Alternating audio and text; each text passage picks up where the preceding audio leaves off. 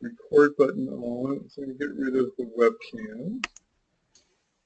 And okay, so welcome to our class. I guess I'm calling it now Secrets of Transits and Dashas.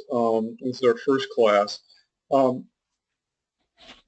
name is Barry Rosen, and many of you know me from my writings. And lately, my big gift lately is writing about astrology, and I just love to do it. And it forces me to clarify very subtle feelings and thinking, because when you have to write them in coherent English so people can understand them, you have to take these abstract impulses and translate them. So that's what I kind of excel in writing and teaching, and I've just kind of really, you know, my main job is actually, I mean, I do readings and stuff like that.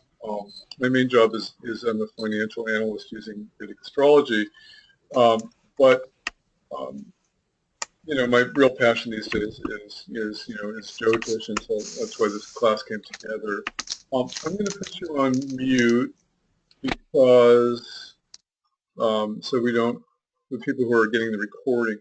So what will happen throughout the session is I'll take time for questions, and then I'll unmute you, and then you can ask questions.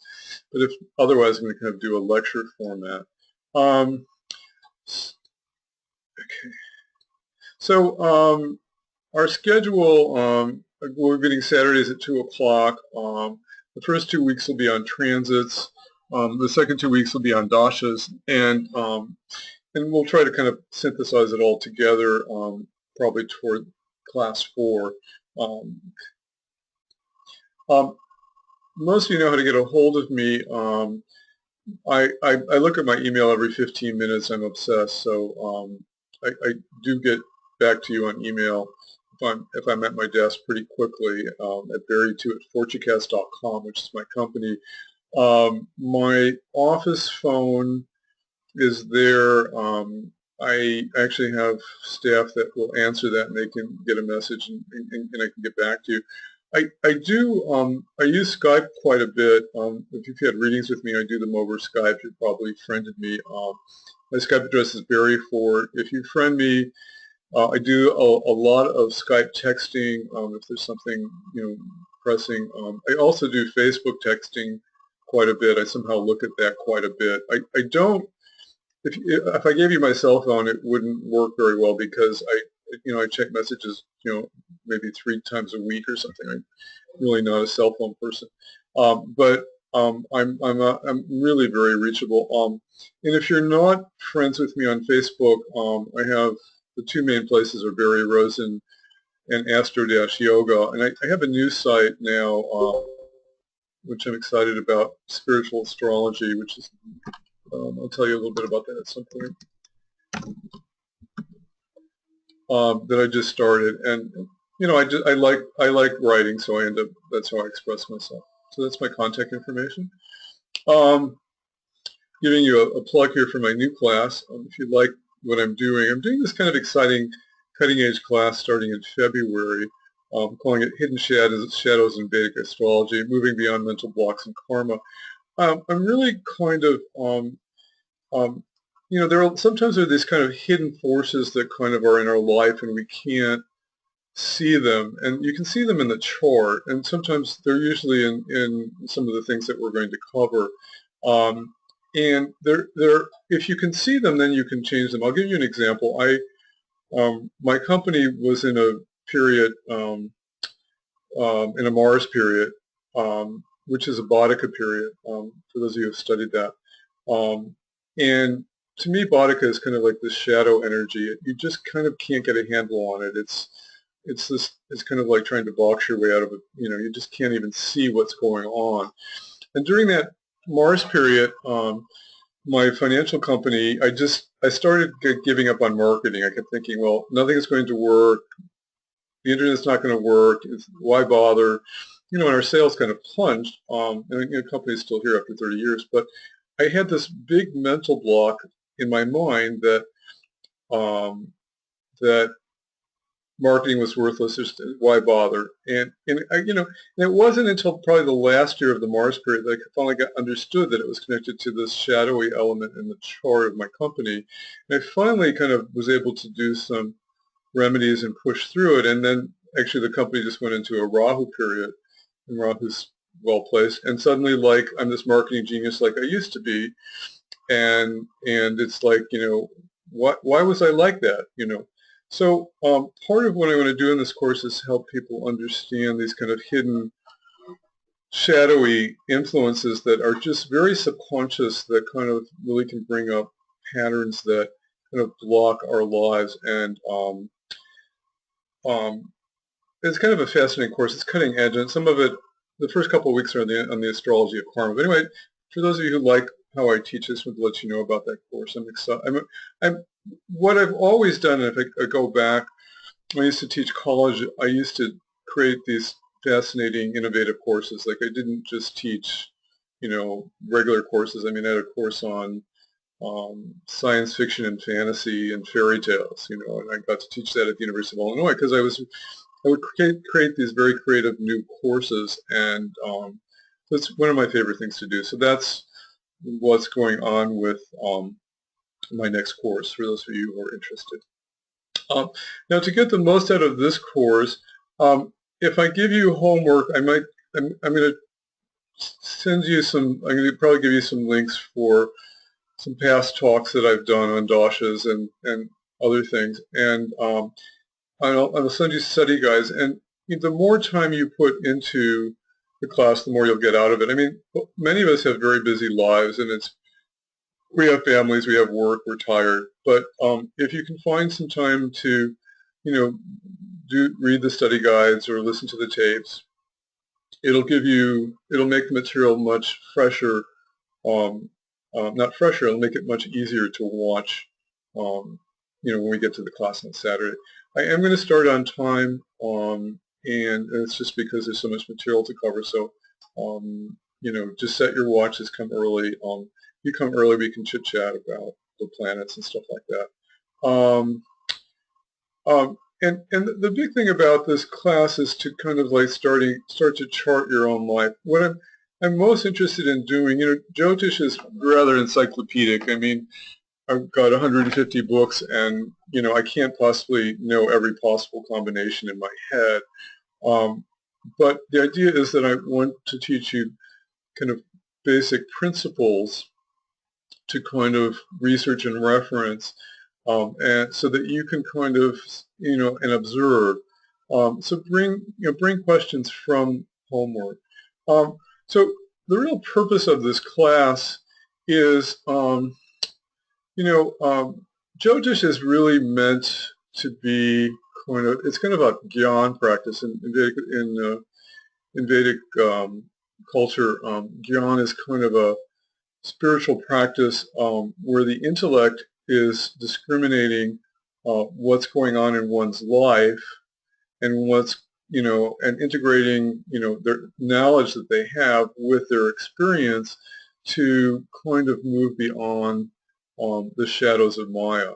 So one of my spiritual teachers was fond of saying that the value of Jyotish is that it frees the mind from your emotions and your thoughts, because we all, Saturn hits us and we get fearful, we get paranoid, we get our mind goes crazy, our emotions go crazy or something.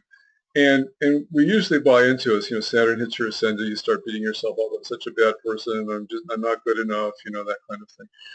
And it's all just this kind of the play of the puppet master Saturn.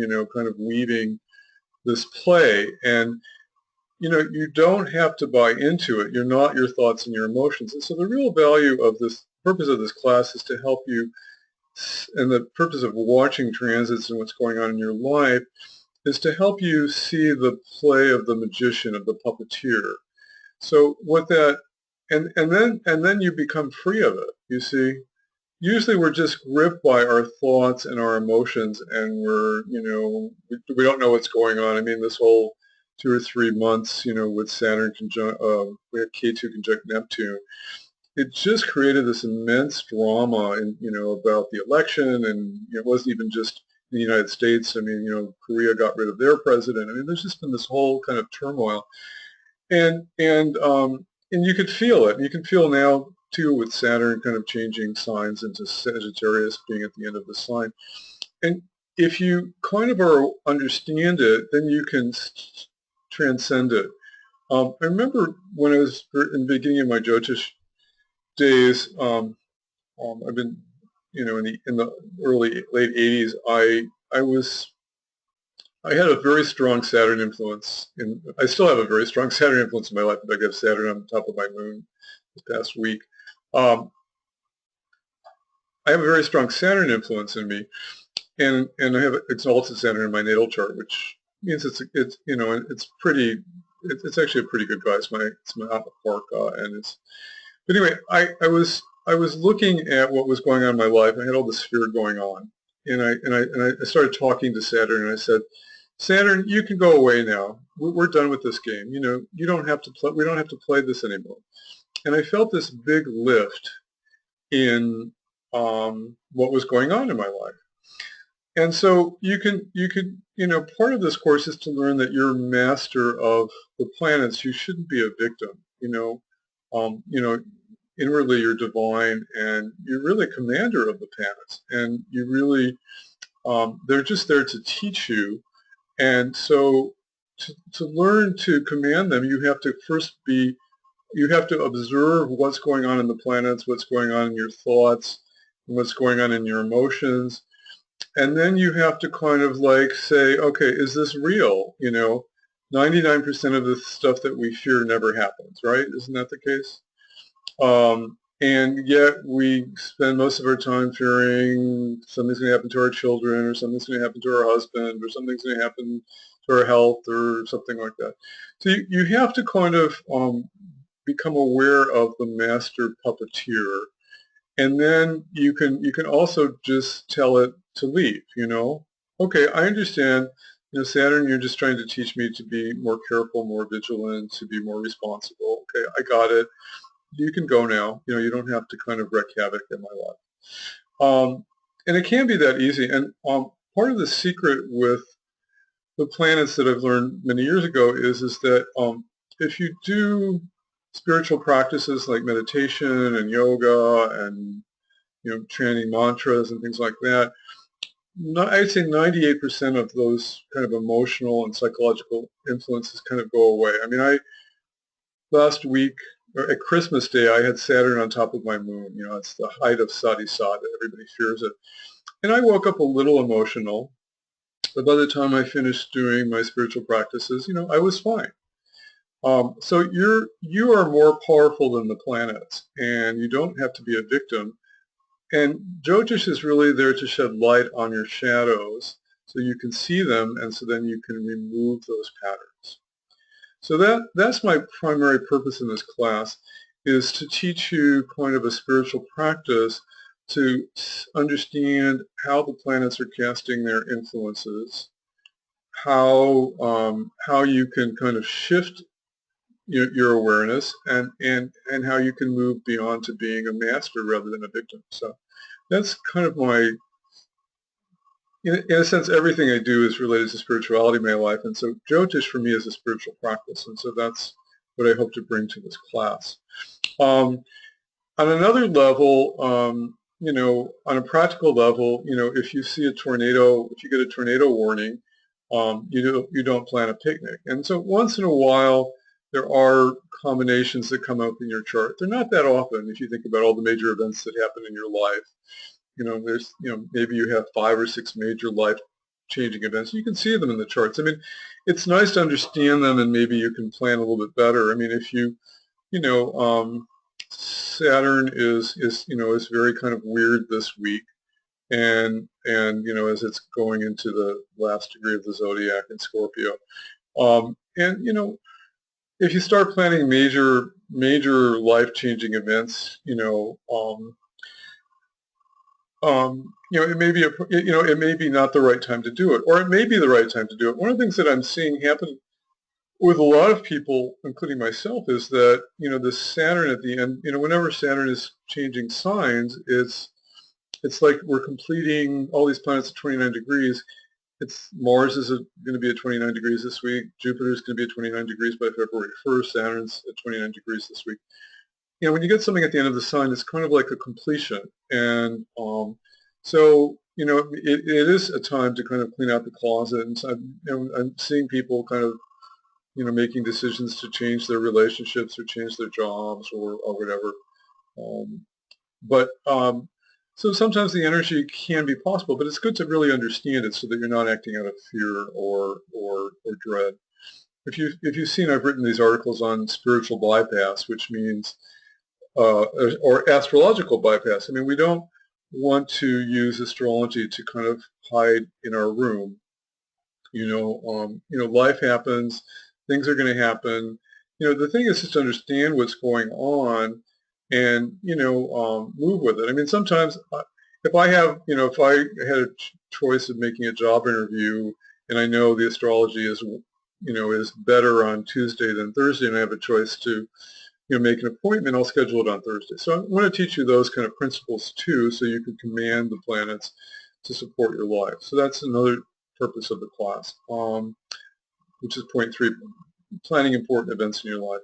And then finally, there's a thing called Jyotirvid, where it's kind of like the planets are talking to you. So if you spend enough time looking at the planets every day and feeling their energies and communicating with them, just because you're aware of what's going on and how they're working in your life, they kind of start talking to you. And what happens for me, sometimes I'll be in the shower and I'll have some problem with a client, and it's actually, I'll get a flash of intuition. It'll be like, oh, Jupiter and Mars are exchanging signs. I'd forgotten about that, and it just, that's what's going on. So as you spend more time with the planets, they start talking to you and they communicate with you, and that develops Jyotirvid, which is what you want to do. And then finally, even though I've been doing this for 30 years, I don't know everything. I mean, the ocean of Jyotish is, and the Vedas is, bigger than you can imagine. It's just huge, and you can study this stuff all your life, and you still feel like you don't know anything, or that there's always more to learn. And that's a good thing or a bad thing. So on the good level, it means there's always more exciting frontiers to learn. But you don't ever feel like that. I mean, the nice thing, one of the things I want to teach you is that, I can't even possibly remember every single combination. I've been watching this stuff, because nature doesn't repeat exactly. So sometimes Mars is with Saturn in this nakshatra, and sometimes Mars is with Saturn in another nakshatra, and it's a different flavor every time. And so, ultimately, you have to kind of, if you read my columns, it's kind of like I have to kind of like look up the qualities of everything that's going on, and then I have to kind of synthesis in my consciousness. Well, what does this really mean? So that's that's part of my goal. So okay, that brings us to our format. So I'm going to do. I tend to lecture more, and then I'll take pauses because I need a break for questions, and we'll probably have maybe 4 or 5 question breaks. So if you have a question, write it down on a little piece of paper, and then when I unmute you, just ask it, and we'll do that. So that's it. Based on the class surveys, I'm going with Northern Indian style, and I for those of you who are involved in Jyotish, half the time you go to a conference and they have stuff in Northern, and half the time they have Southern, and people sometimes put both up because, I want to kind of, there's a value in running and using Northern. I think there's a lot of things that you see in it that you don't see in the Southern style. So I'm going to encourage you to use Northern, and maybe, you might just have to spend a half hour, like I suggested in the email, and just get it. Once you get the pattern, then you don't have to kind of think about it, and you'll just see it immediately. And then the northern style will talk to you as much as the southern style. But and I totally understand the southern people what you might have to go through. I was at a conference in London, and Sanjay Roth was putting up Eastern style. And I looked at it and I said, you know, I wasn't quite sure what to do with it, but luckily we won't use Eastern style. I don't know why anybody would use Eastern style anyway, but anyway, it was very funny. I use Sri Jyoti Star. It's got a lot of bells and whistles, and a lot of the other programs don't work. I wouldn't buy another program.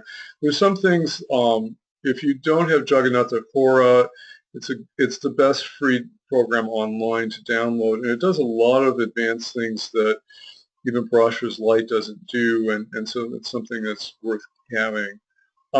And if you want me to use your chart as an example, and it may or may not come up depending on what we're doing, please send me an email with permission and your date, and I'll include it. I mean, 4 or 5 of you have done that already, but as someone pointed out, we are videotaping these sessions, and other people may buy them, and you may not want your chart detail immortalized. On the other hand, I'll obviously never say anything embarrassing or anything about your chart publicly, so not to worry. Okay, I sent you a book list, at the very, very beginning. Those are some of my favorite books that I end up using quite a bit, and you'll see, if you had to just have one book, I decided after all these years that Bill Levacy's book is probably my favorite book on Jyotish, and I'll explain why in a minute.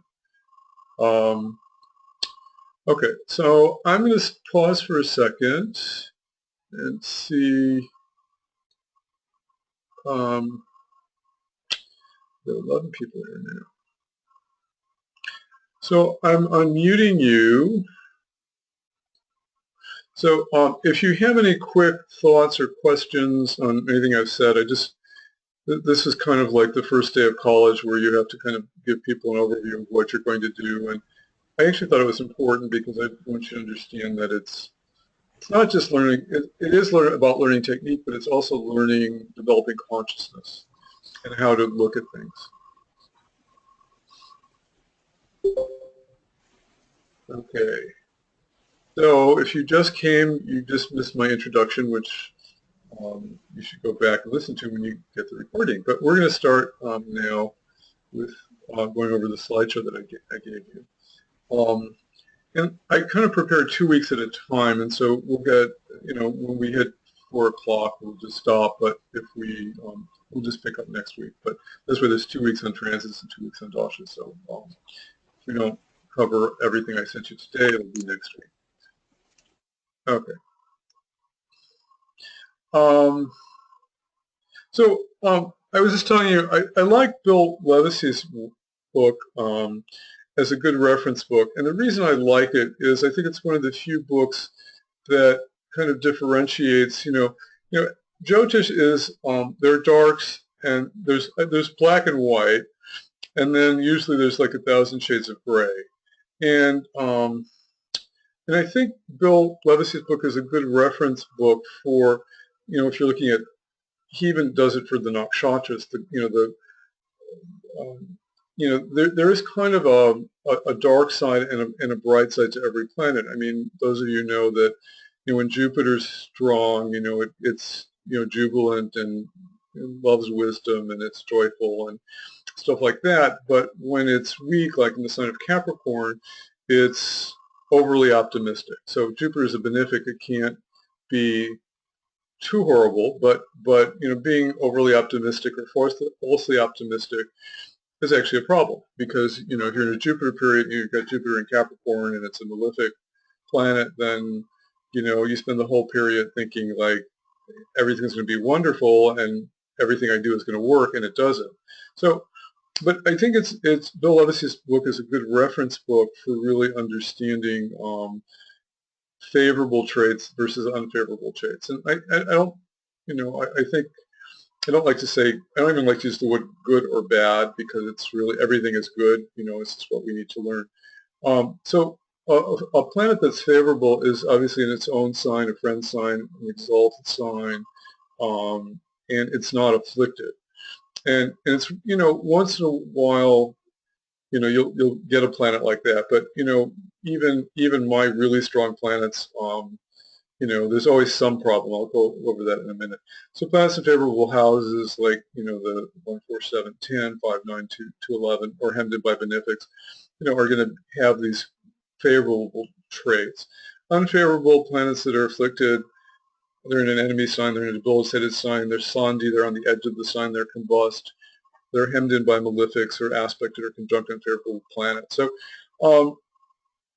once in a while you get a pure planet. Usually there's, the person is, a Steve Jobs or something, and he doesn't have a perfect chart either. But, you know, most of the time there's some affliction to just about everything that we have, and so it's more the thousand shades of gray.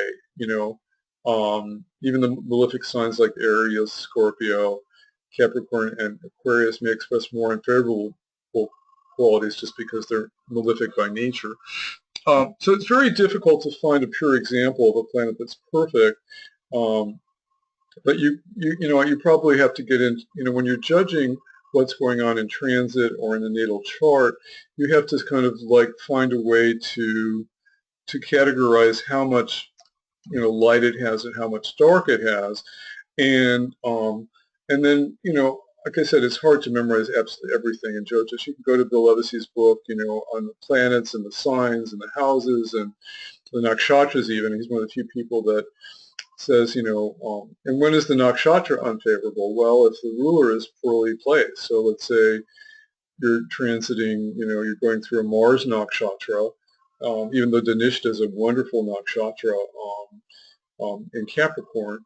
But if the nakshatra lord is debilitated, then the darker side of that nakshatra will come out. So I think it's a great reference book. That's why I just brought it up right at the beginning of the course, because I think it's really important to kind of, you have to start judging, the whites and the blacks, and how white is it and how black is it and how gray is it. And most of the time, as you know, for those of you who are doing Jyotish, it's like, somewhere in between, and then that's where you have to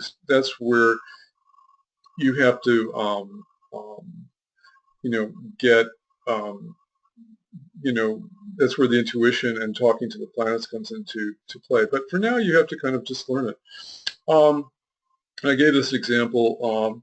Sometimes you'll get a really good planet, like let's say Jupiter in the 9th house of Cancer for a Scorpio. Now, you think, oh God, you look at that chart, oh, what a great placement. Jupiter in the 9th house in Cancer, it's a great planet for Scorpios. This guy is going to be this incredible teacher, and no problem, right? But maybe it's an oscillation nakshatra, which is the darker part of Cancer, and maybe the owner of oscillation nakshatra is debilitated in Pisces, and so that's taking off a notch. And then Jupiter, Cancer is a Bhatika sign, which we'll learn next month, which means there's kind of a hidden shadow to it. So it means that maybe he has some agenda when he teaches. So Jyotish is always this very complicated picture of grays, and it's very unlikely that you get a pure example, but it's still good to understand the pure examples. One more book I'm going to recommend, which I didn't have on the list, is James Raha's The Art and Practice of Ancient Hindu Astrology. For those of you who know that book, it's actually 8 chapters, which are actually an oral dialogue that it's not a written book, it's a recording of a dialogue that he had with a disciple teaching Jyotish to them, and the disciples asking him questions. And it's probably one of the better books that allows kind of that dialogue, question and answer quality, which is really innate to the Jyotish tradition, to kind of come out. I particularly like it because, and I may send you some tapes I did some tapes on some of the principles in it. I may send those for homework next week. I'll probably do that. He talks about some of the finer details on aspects and retrogrades and benefic and malefic influences. And there are a lot of subtle qualities, and I feel like he's done the best job kind of explaining that. And so I'll send you those tapes that I made on that. Probably next week for you to go a little bit deeper. So anyway, the bottom line, life isn't perfect. There's always flaws. That's why we're on the planet. And so, chances are you're not going to find a pure example in the chart. And usually when you do, it's like, it's wonderful, but, there's still some hidden quality. So we talked about northern charts and southern charts.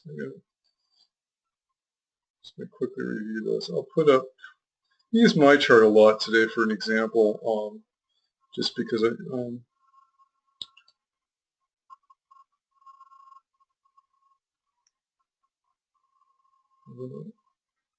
very funny. I sorted it differently and now it's,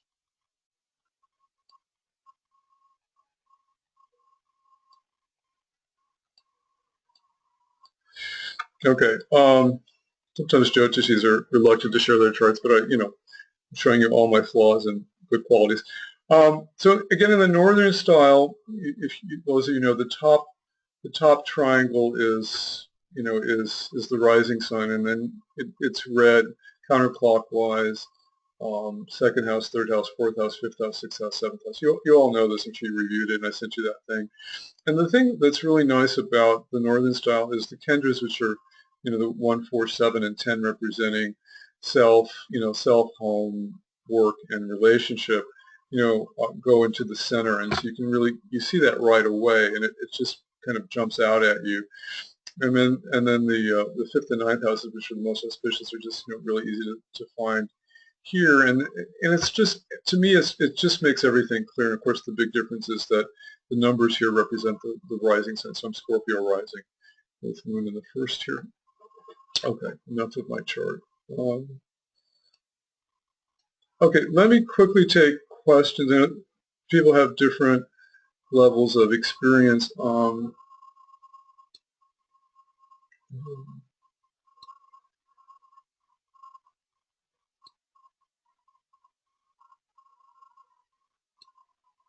Okay, so any questions on anything that I've covered? If you go through Bill's book, just on the qualities of the planets and the signs, you'll see how he used that. I think it's really useful. I'm always amazed at how much I've learned from his book after all these years. I just like the way he breaks it out. I don't think most of the people I know just don't talk about it that way. Did you the book Beneath the Vedic Sky, or I also saw there's one Beneath the Sun?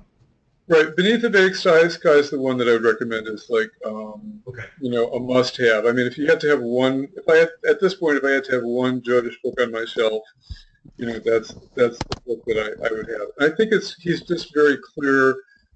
I know him personally. He's the president at the American College of Vedic Astrology. He's been in charge of putting together curriculums. It's just very coherent. Beneath the Vedic Sun is a book that focuses on career. If you like his first book, you can get his second book. But I don't. It's good.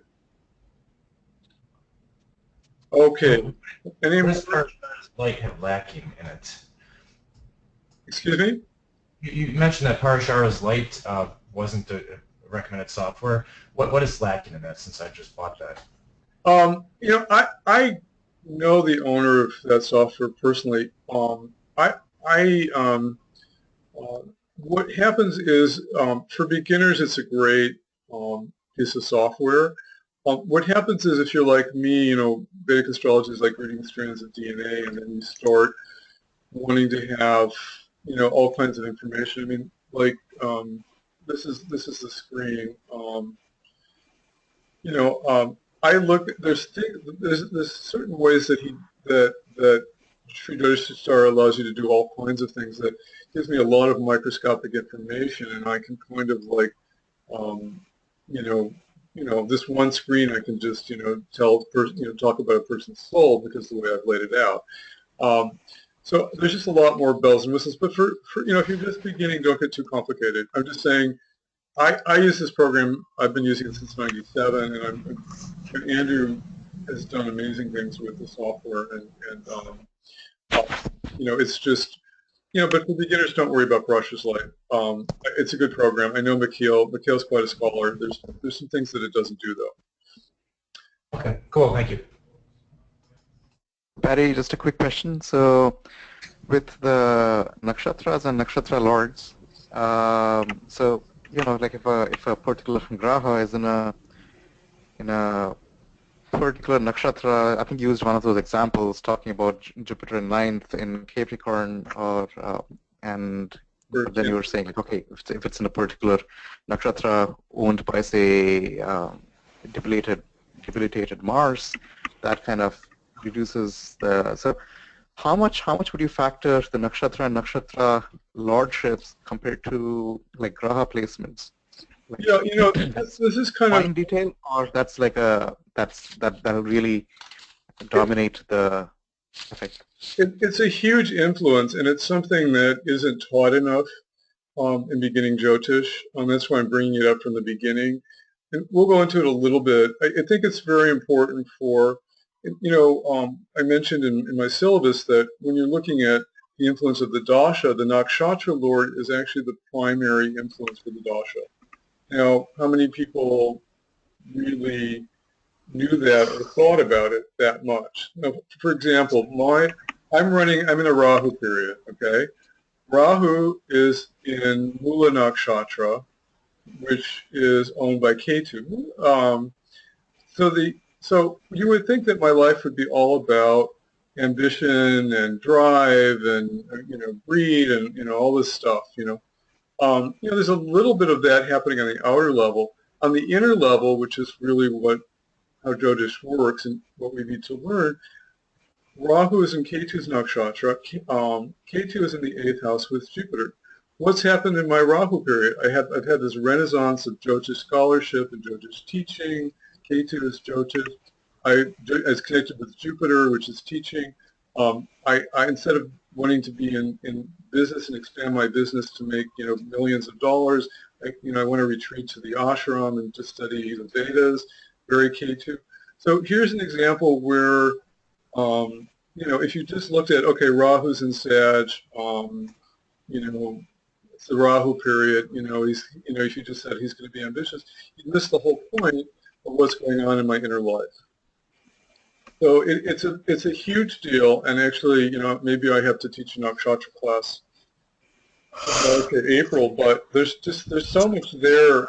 There's so much richness in the nakshatras, and in not only what they bring to the table in terms of their qualities, but also how they influence us and how their placements influence us. So it's a very good question. It's very important. How far do you go in chasing that down? Because you did say, like, so you pointed out Ketu being the one which is ruling the nakshatra where Rahu is at, but Ketu is in your Ardhra nakshatra, which is ruled by Rahu. So Ketu itself is again ruled by Rahu. Would you chase it that far down, or? Yeah, you can. Sometimes you can create. I should teach you how to do this sometime, but you can create this nakshatra matrix, and then maybe it all boils down to, like, if you trace out a lot of my nakshatra, I've got 3 Jupiter nakshatras. So ultimately, if you trace them out, a lot of it comes back to Jupiter, which becomes kind of a center in my life, which is teaching and being kind of a priest, educator. Anyway, I'm going to move on so we don't get through our material, but those are really good questions. Anything else real quick? Okay.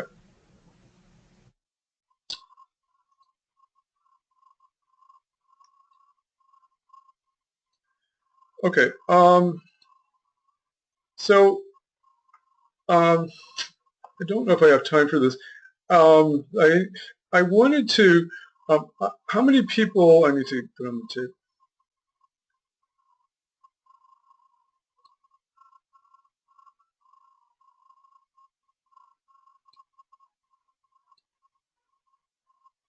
Okay. How many people? You could actually just put in chat. How many people had time to listen to those 2 Jaimini videotapes that I sent? I just want to know. You don't have to tell me. You can just say, I'm just curious. And it doesn't matter. I mean, we all are busy. I just want to know how much I need to repeat stuff or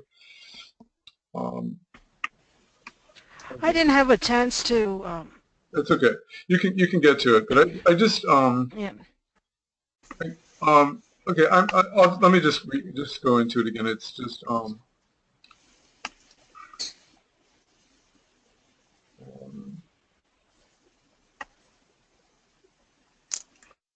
by the way, Tuka, you're excused because you just got the links this morning because I forgot to send them to you. Okay. So Jaimini astrology, Jaimini was Prasha, who's the Maharishi Prasha was the founding person in Vedic astrology, and his son, our Maharishi Jaimini, was obviously learned from his father, and there are a lot of points that are just briefly touched upon in the Brihat Horashastra that are going into more detail in Jaimini's commentaries. And I've been obsessed with Jaimini astrology the last 2 or 3 years, and there's some basic principles that are very important to learn that help you with everything that you do, and they're not often taught in basic astrology courses. And so I'm going to mention them quickly, and you can review the tapes, and I think they're talked about there. So one of the key ones, which is missed all the time, is that Scorpio and Aquarius have dual rulerships. So Ketu and Mars rule Scorpio, and Rahu and Saturn rule Aquarius. And there are all these rules for deciding who is the primary ruler. I sent you all those rules. I don't really, I'm not going to spend this class doing that, but they're actually pretty easy to learn, but you should play with that because there's a lot of very revealing information that comes from a chart if you look at K2 properly as the ruler of Scorpio if it's primary, if you look at Rahu primarily if it's the ruler of Aquarius. Now, for example, I'll go back to my chart to show you why this is important. For years, before I knew Jaimini astrology, okay, I'm Scorpio rising. Okay, that's rules by Mars. Okay, Mars is in the 6th in Aries. Okay, good placement. It means I kick butt and I overcome my enemies and all these things and stuff like that. But it turns out, when I started studying Jaimini astrology, is that because K2 is with Jupiter and Mars is alone, K2 is stronger for Scorpio, and it means that my primary chart ruler is K2. Now, something that I kind of knew because I've always been a K2 person. I've been involved in meditation for 43 years. I've been involved in Jyotish since 1985. I've been very spiritually seeking moksha. K2, the indicator of moksha, of Vedic astrology. K2 is in the eighth house. Very strong intuition. So when I learned this principle, it suddenly like the lights went on. Well, of course, I knew this about myself, but never really saw it in my chart until I knew this principle of Jaimini astrology. Now, for everybody's chart, K2 or Mars is going to rule Scorpio, and whatever house is involved there, whether it could be your 11th house for friends, it could be your 2nd house for family or something like that. But if you know the primary ruler of Scorpio, if it's not Mars, then your interpretation of the chart is going to switch. Same thing for Rahu and Aquarius. In fact, Sanjay Rath likes to actually ascribe Rahu the primary ruler of Aquarius now, and Saturn the secondary ruler, even though sometimes you can say Saturn's more primary.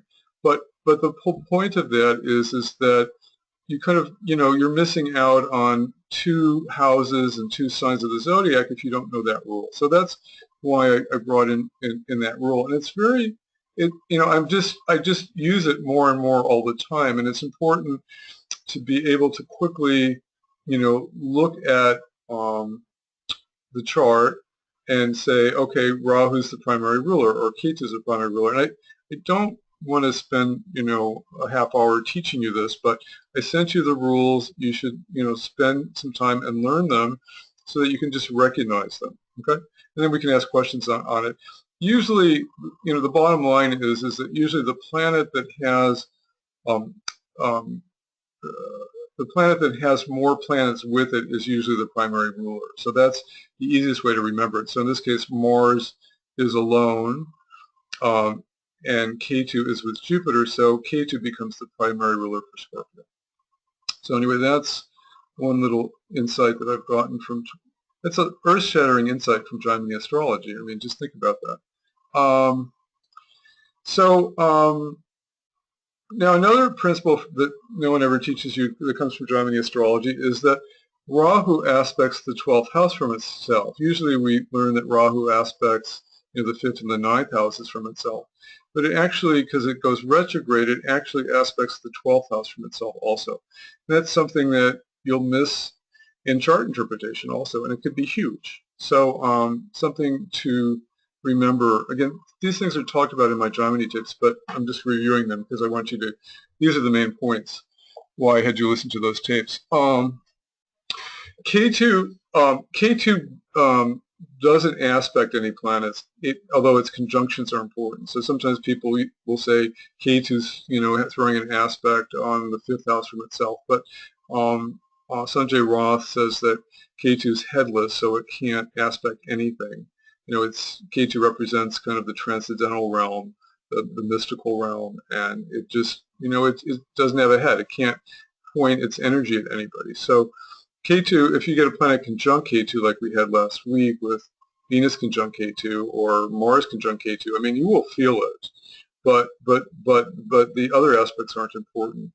We had a little piece on the Aruda Lagna. We'll have to do more on that next week. The Aruda Lagna is very important. The Aruda Lagna is the mirror image of how people see us. So again, I'll use an example from my chart.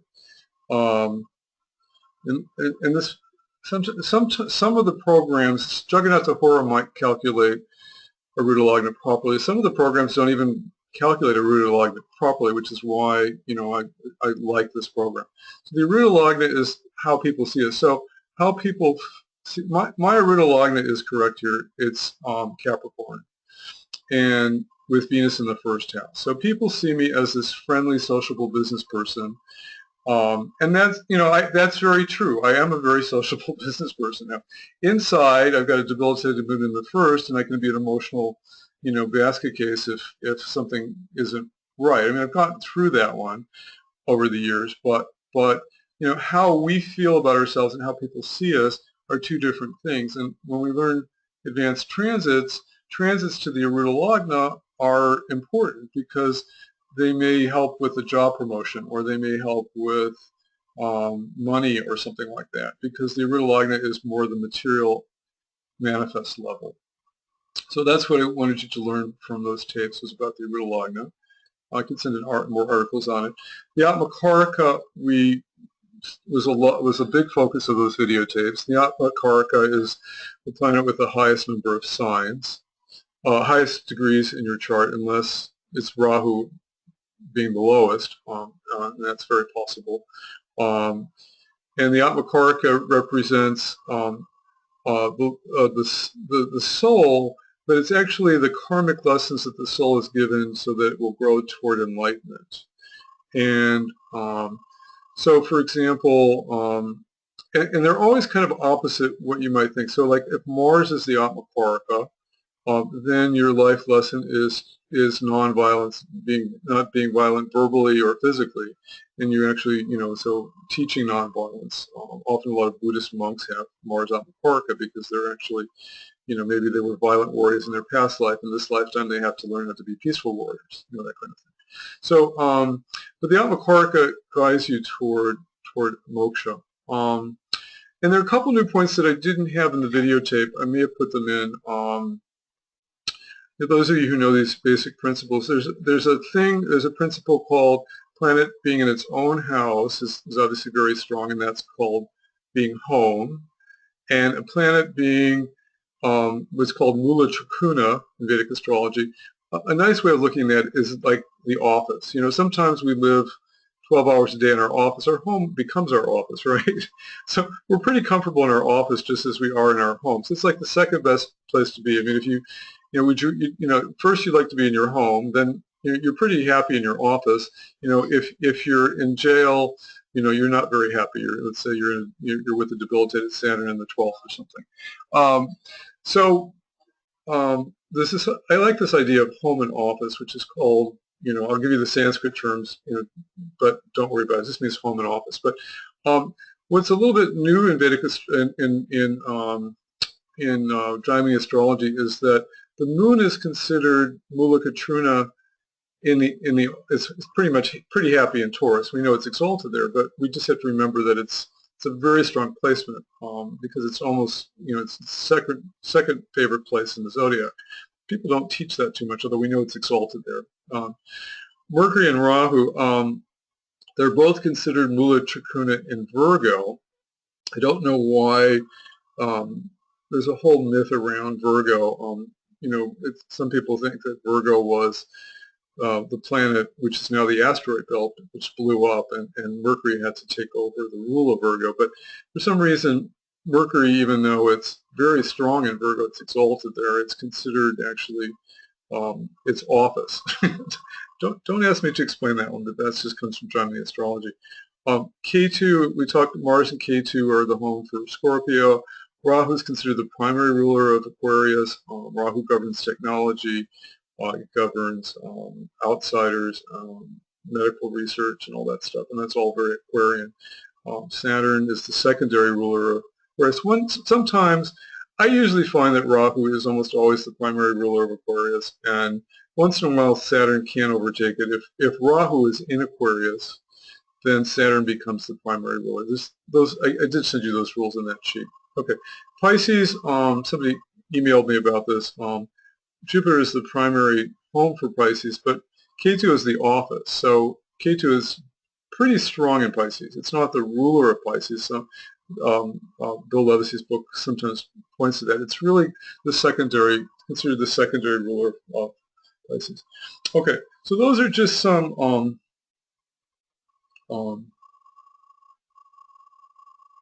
vocabulary that I wanted you to have.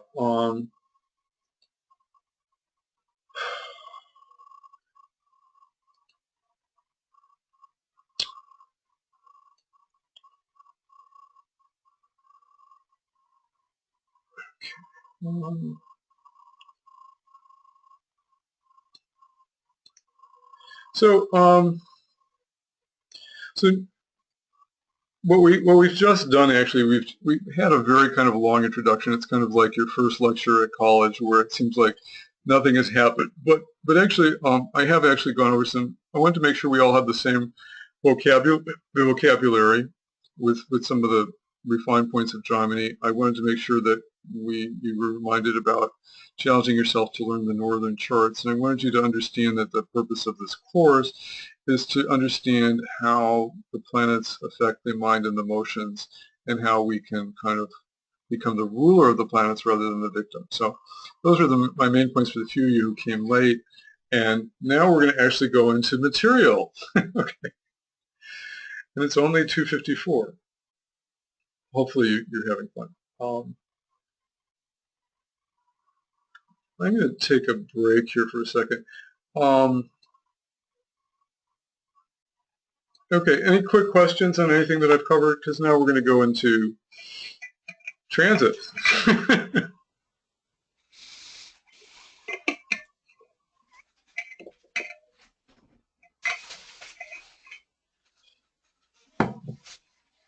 Okay, great.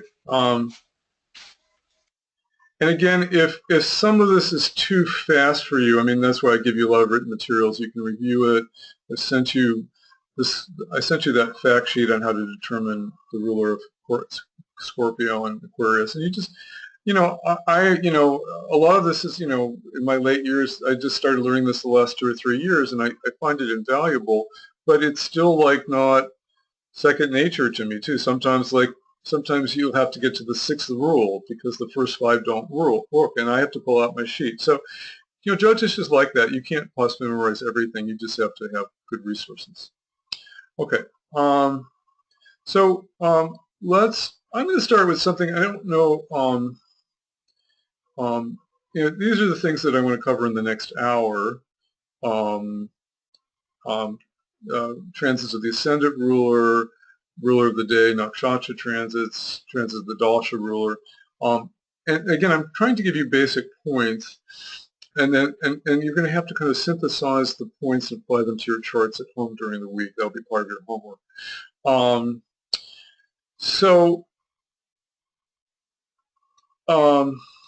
Next week we'll cover the bigger planets and some more of these more advanced concepts.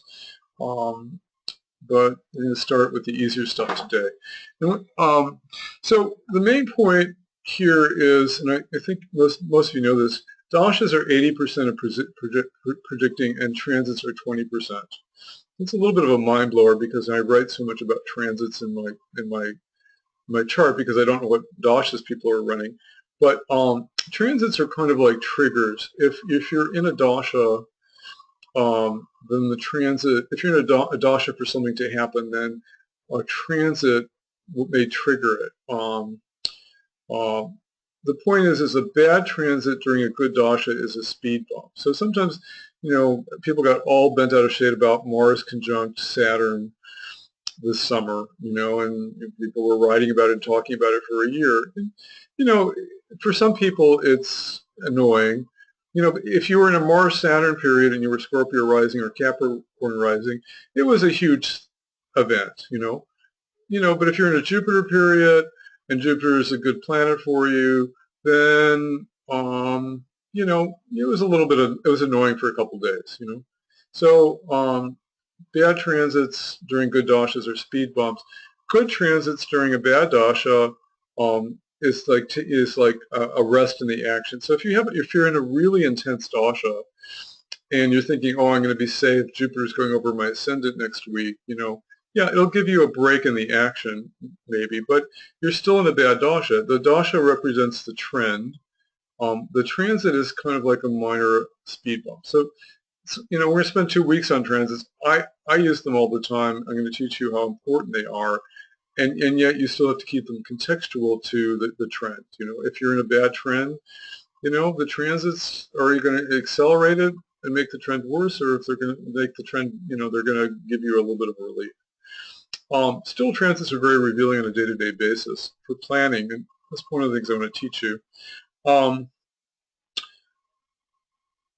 So the way this is the main point of the course. The way major events happen in your life is a combination of a dasha and a complementary transit are what create major events in your life. So I'll tell you a story. I've told this to a few of you. I was running. I was living in Sedona. I was running a Mars-Mercury period, and Mars. I'll pull up my chart for those of you who know a little Jyotish. I was running a Mars-Mercury period, and Mars, Mars is in the 6th house, and Mercury is the lord of my 8th house. In general, Mercury is the worst planet for Scorpio rising. In general, if you were to, you say Mars and Mercury tends to create quarrels and disputes. If those kind of can escalate into accidents depending on the time. So I was running a Mars-Mercury period, which means, disputes and accidents. Okay. And at the same time, Mars and Mercury were having a planetary war on a Wednesday, a day ruled by Mercury. So I'm thinking, I'm not driving today, because this is the perfect example of car crash, okay? And I'm going to outsmart the planets. I'm not getting into my car, I'll just stay home, this is astrological bypass at its worst. So my wife comes into my office and she says, I'm going to the grocery store.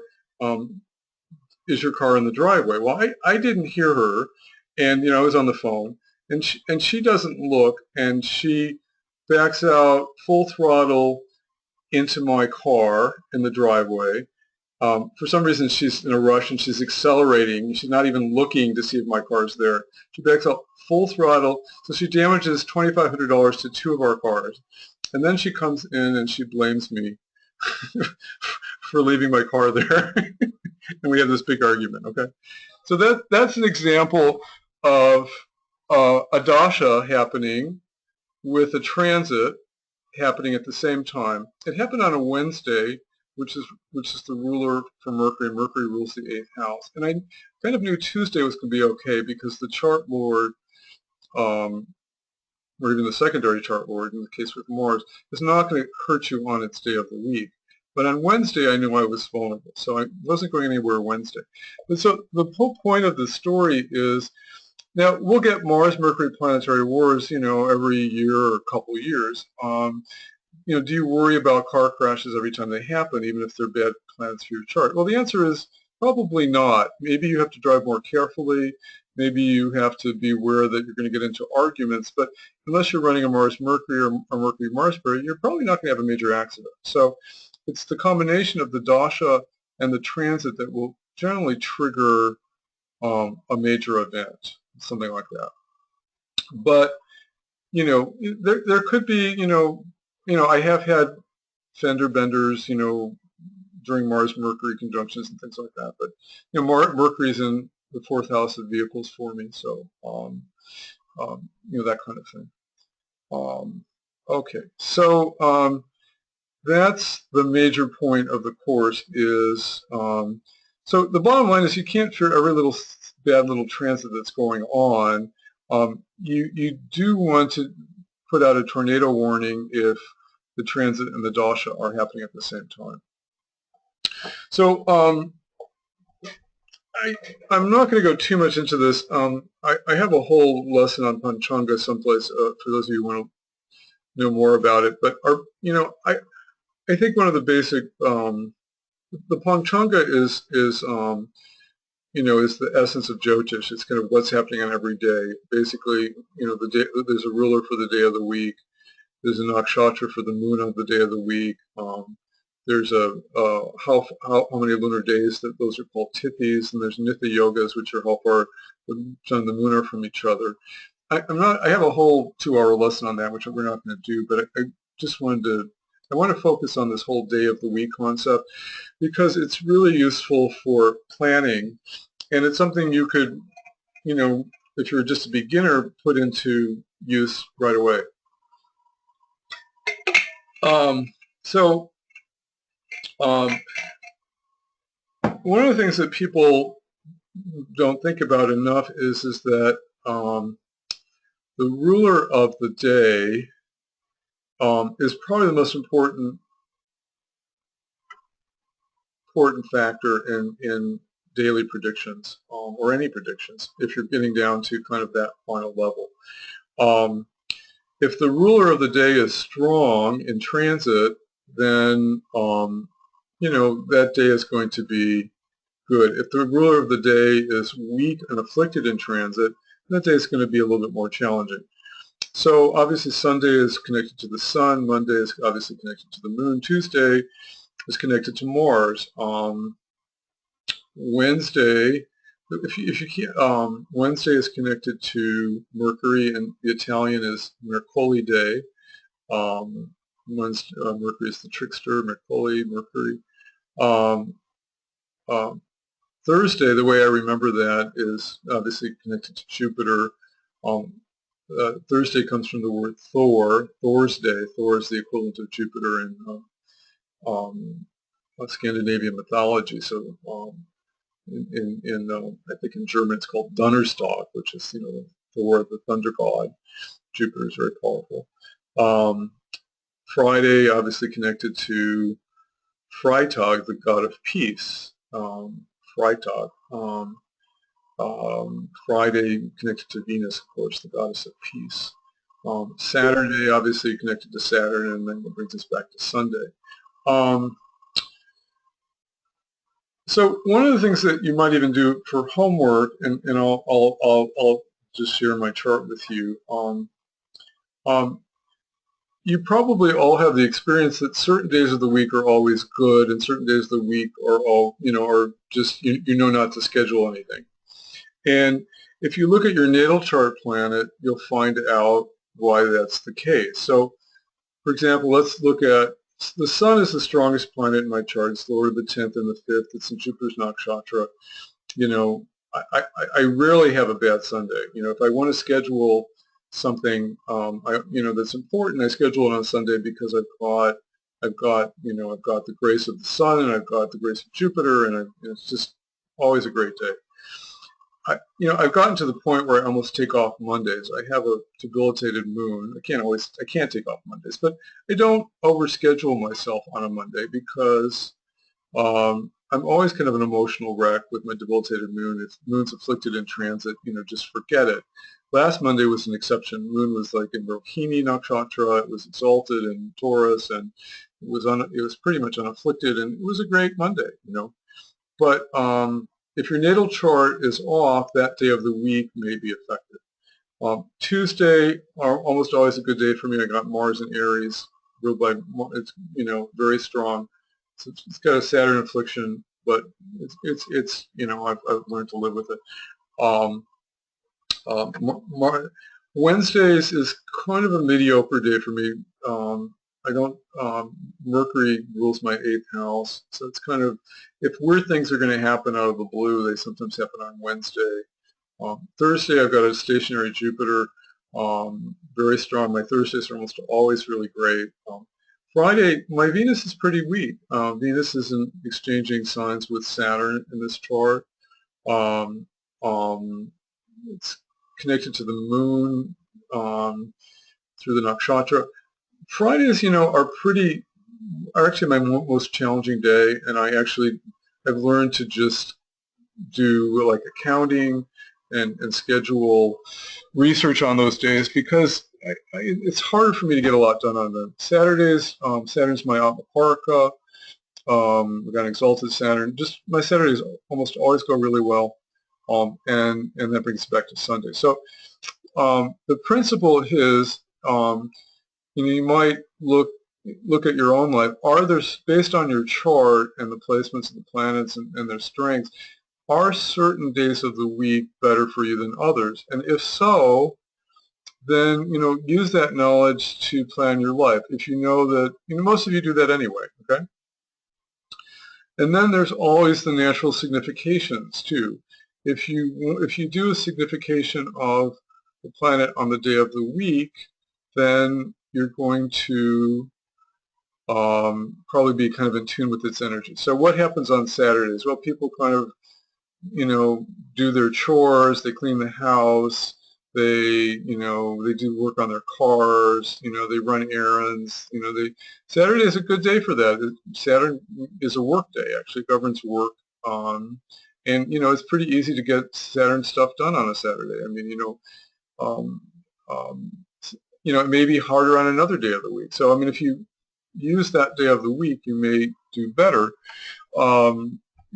Friday, what happens on Friday for people? Well, it's a relationship day. Friday night is date night. Use that energy to go out on a date. I mean, I have a problem with Venus in my chart, and I have trouble going out on Friday nights, and I tried to pull my wife out last night, and it didn't happen, and she was reclusive, and so we didn't do anything, and then we didn't. So what do we watch Friday? We stay home and we watch movies on Friday night. So at least we're doing Venus-connected activity. So use Fridays for relationship activity. Thursday, Jupiter governs knowledge. Great day to study Jyotish, study spirituality. Great to be teaching because you're getting the energy of the day. Same thing with Mercury. Mercury is about education or learning or knowledge too. So Mercury is a good day to study. Tuesday, ruled by Mars, right? Mars is about competition, exercise, action. So great day to go to the gym, schedule your team sports. Mondays, just about nobody does well with Mondays because everybody has some affliction to their moon. But once in a while, when I taught my last class, I asked people and they raised their hands. Yeah, if you have an exalted moon in your chart, if you have a full moon in your chart, if you're Cancer rising and you have a really strong moon, then Mondays are great. It's a good emotionally heartfelt day to connect with people. Sunday, obviously, sun rules spirituality, right? So Sunday's a good day to go to church. It's a good day to do your spiritual practice. It's a good day to spend time with God.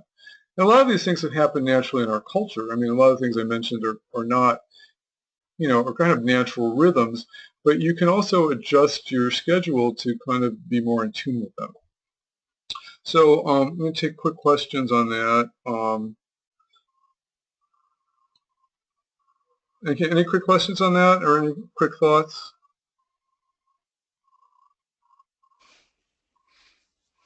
But the day of the week is really important for prediction, and I'm starting with, it's kind of a core building block. I gave you that example in my life where I knew that Tuesday I wasn't going to have an accident, but I knew that Wednesday was vulnerable because it was ruled by the Lord of my 8th house. So, and that happens sometimes. I'm worried about Mars because Mars is afflicted or something like that, and I just know I'll never be harmed on the day of the Lord of my chart, but the next day I have to watch it, and that's usually what noticed what's happened. Okay, any questions on that? It's pretty basic stuff, but is this useful for you, or have you thought about it, or I don't really know how many. Something that I've watched for years, but I don't know if people know it or not. Okay. I don't want to pretend, if you're wearing a blue shirt, I just don't want to tell you that you have a blue shirt on.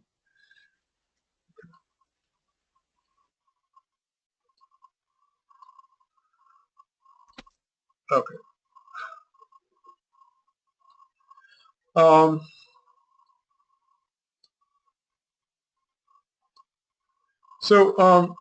Here's something most people don't know too much about. Maybe some of you who have a Vedic background do know. There's a thing called Rahukalam. The Rahukalam is connected to Rahu, and there's a part of the day that is kind of governed by Rahu, which if something weird is going to happen on a particular day of the week, it's going to happen during that time window. I've watched this for 25 years, and I swear by it. This is kind of time. This is like intraday timing, and it's based on sunrise. So what you have to do is you have to go to timeanddate.com or your almanac and see what time the sunrise is at, and then based on sunrise you have to. So basically, this formula that I'm giving you here is if it's springtime or it's fall when you have equal days and the sun comes up at 6 o'clock, which never is the case. So if the sun comes up at 6 o'clock on a Monday, the Rahukalam period is 7 to 8:30. On a Tuesday, it's 3 to 4:30. On a Wednesday, it's 12 to 1:30, etc. I'm actually amazed when really weird things happen to me on a particular day. It almost is during the Rahukalam period. So the whole point of this is not to get astrological bypass, is that if you have an important meeting and you have a choice, don't schedule it during the Rahukalam period because, it may not go as well as you'd like, So if I have like a really, important meeting with somebody, I'm kind of aware of, and it's a Tuesday, I'm thinking, I'm not going to do it late in the afternoon because it's just kind of a weird time, Monday, you probably know statistically more heart attacks happen for people at 9 o'clock in the morning on a Monday, which is, pretty much in the Rahukalam period because, when it's darker out, sunrise could be an hour later. I learned this from medical astrology books many years ago, and I've watched it for years, and it's quite fascinating. And until recently, I hadn't found Sunday, which is actually, I don't know why Sunday has a 3-hour time window from 5 to 8 p.m. And I do notice that I'm always exhausted at 5 o'clock on a Sunday, and it's a good time for me to meditate and have dinner, but, not to schedule anything major. Okay, so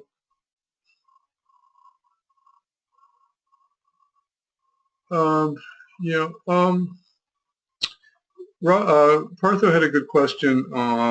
It isn't really connected to your individual chart. I think this is kind of a general principle. It's just these are kind of intraday periods that are just kind of weird. And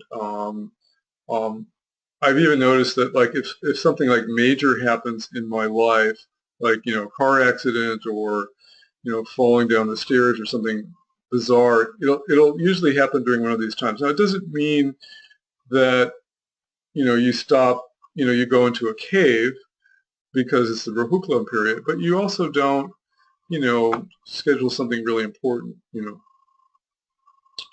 Okay, yeah, it doesn't matter where Rahu is in your chart. Yeah. Okay.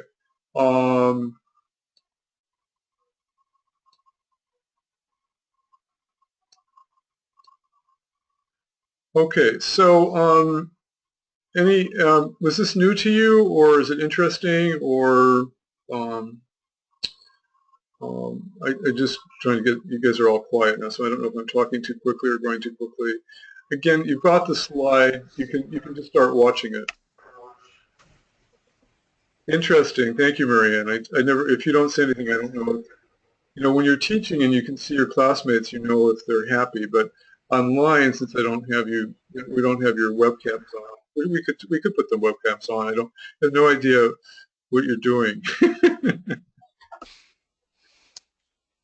Okay, good. I'm glad you found it interesting. Okay, so let's move on. This is yeah, I've got to mute you guys again.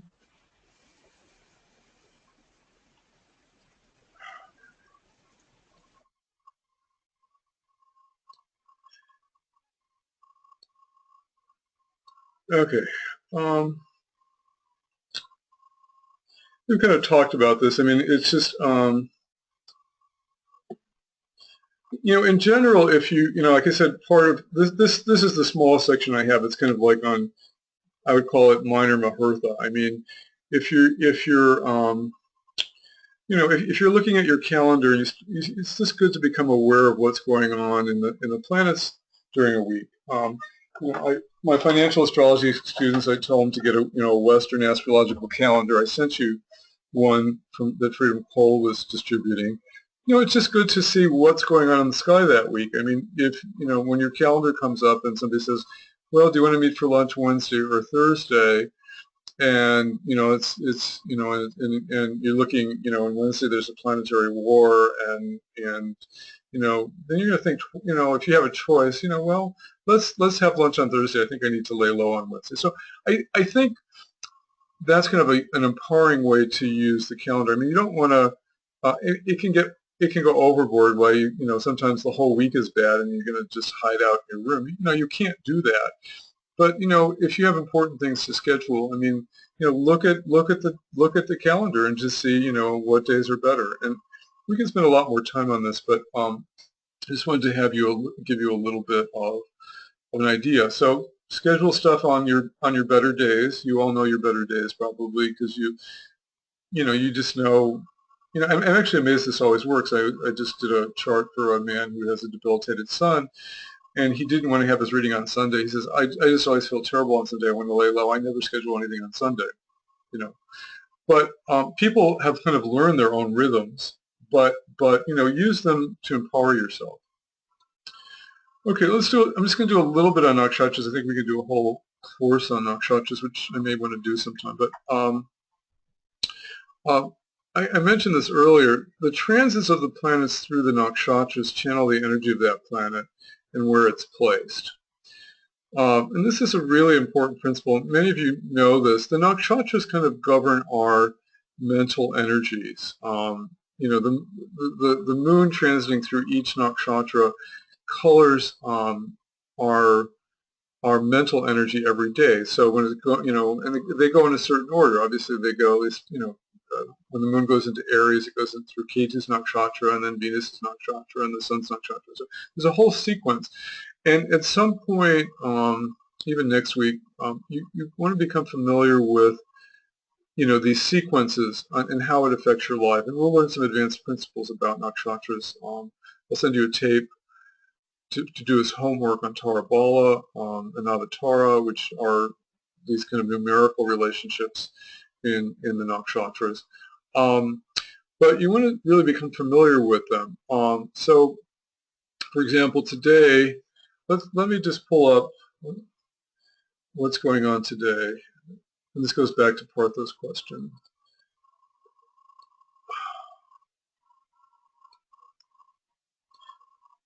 Okay, so it's 3:21 in Chicago here on January 29th. So I run a chart for every day, and I'm looking at what's going on now in the zodiac. So we've got today the sun is changing signs. It went into Capricorn. Um, and we'll go over the nakshatras in a minute. That's why I was pulling this up. But you want to get in the habit of like running the data every day and seeing how it changes every day. But this is the planetary nakshatras. So the sun, um, um, again, at some point you need to kind of learn all the nakshatras and their qualities, and that's why I suggested the Prashtivedi book. And this is kind of a hard book to read. I think what's been useful for me is that as things happen, I look them up, I read about them, and then they become second nature next time I look at them. So it's too hard to read that book. It's a reference book, but you can use it, very powerfully just as transits happen. So the sun is in Uttarashada Nakshatra, which is all these have English names, and I've been learning the English names because the Sanskrit is sometimes a lot for people. Like Purva Bhadrapada is the constellation of Pegasus. I mean, people have heard of that, and as a Westerner, we can relate to that. And so lately in my articles, I'm saying Mars is transiting through Pegasus because, if you say Purva Bhadrapada, people are going to like immediately, go away. But anyway, so Mars is in Jupiter's nakshatra. See, the Lord of Purva Bhadrapada is Jupiter. And Jupiter is in Chitra, which is Mars nakshatra. And so they're exchanging nakshatra lord. They're exchanging nakshatras. And this is like a big deal that's going on at the moment. It's something that you might not notice, but it's something that is very significant. And I've actually written about it a little bit. But Mars and Jupiter, connections create courage and exuberance, and they're good for sports and competition. So that energetic exchange because Mars is with Jupiter's nakshatra and Jupiter's in Mars nakshatra. Jupiter's channeling Mars's energy and Mars is channeling Jupiter's energy. So Venus is in Shadabhishak, so it's channeling Rahu's energy, which is a little bit more wild. Okay. Saturn is in Jestha Nakshatra. If you follow my columns, that's connected to Mercury. Saturn is Saturn is kind of a mental planet anyway because it governs like the fear in the mind, and then particularly because it's in Mercury's nakshatra, it's connecting. It's bringing a lot of Mercury's energy now in transit. So the moon's in Magha nakshatra today, which is owned by Ketu, so it's a good day for Jyotish, I guess. But the whole point is that you have to start realizing that the mental energy that's coming through is coming from the nakshatra. And people say, oh, the sun's in Capricorn, so that's connecting it to Saturn. Well, that's true, but more specifically, the sun's in its own nakshatra now, so it's very powerful. And in fact, when the sun gets to 6 degrees by the end of next week, right around the inauguration, in fact, it's going to be in a very auspicious part of the sky called Abhijit, which is 5 degrees in the zodiac. So I'll write about that later in the week. But the whole point is that start watching how the planets are channeling the energy of the nakshatra ruler, because it's very important for dashas. It's very important for understanding the emotional and psychological influence that's affecting you, because the nakshatras are mental. And most of what happens to us and the problems that we have is because our mind starts getting a hold of crazy thoughts and ideas and fears and emotions and stuff like that. Okay.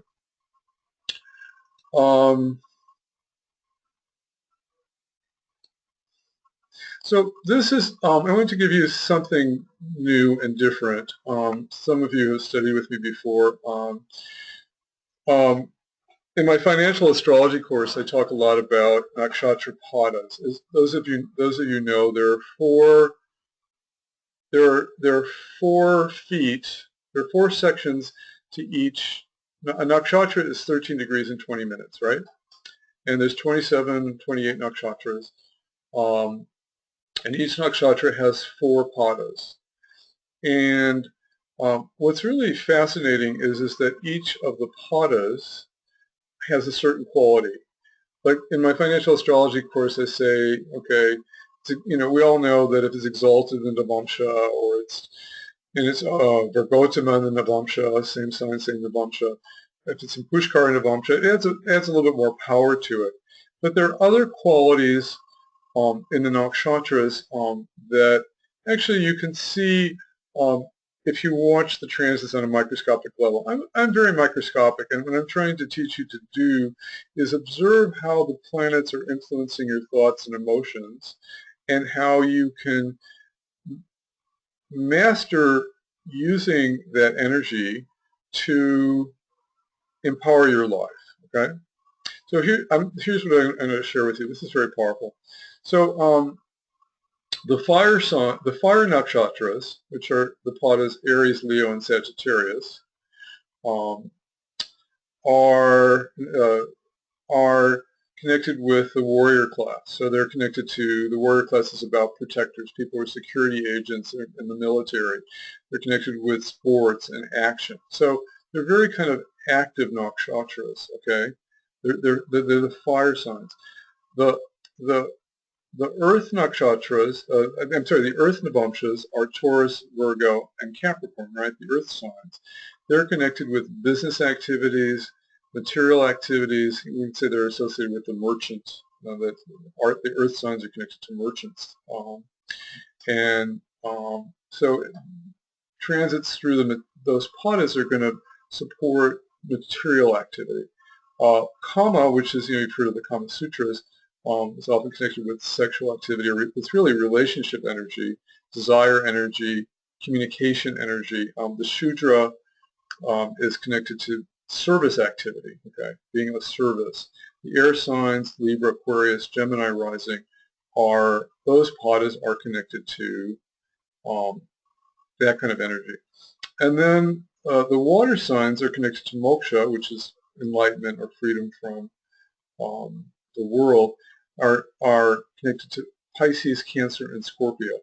So they're the Brahmin aspect of padas. They're connected to teachers, to coaching, to education, and things like that. So how do we use this information, okay? This is fascinating. So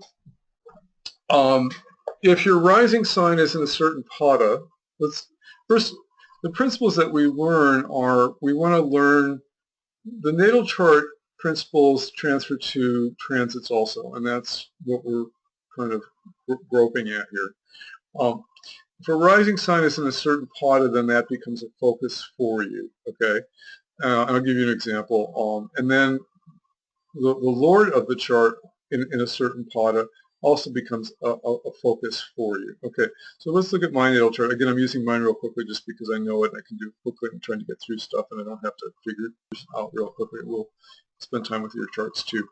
Although this is now Chicago, so let's go back to me. Okay, so we've got to look at 3 things. So my rising sign is Scorpio. My ascendant is in Virgo, Navamsha, right? So that connects me to business and merchant activity. And actually, as much as it's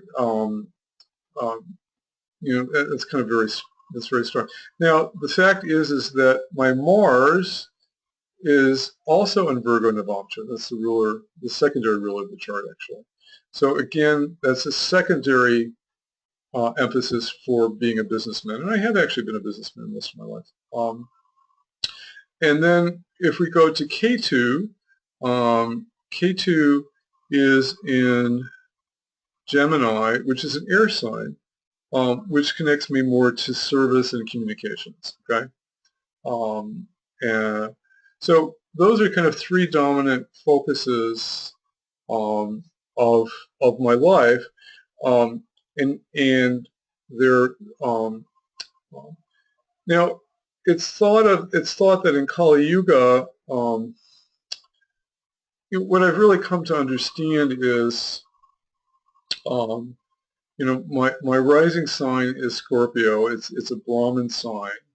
Scorpio is a water sign. So the sign itself is kind of the priest, teacher, educator. And K2 is also a priest, teacher, K2. And so I've really kind of come to understand that, my purpose is much more connected to teaching and communication than anything. And because we're in Kali Yuga, it used to be that if the village would support the priest and you go and he would heal you and tell you you're Jyotish, that doesn't happen anymore. So in Kali Yuga, I'm forced to be a businessman. I charge for my charts. I charge for my classes, but deep down, I just want to teach. Anyway, I just wanted to show you now, how does this work in transit?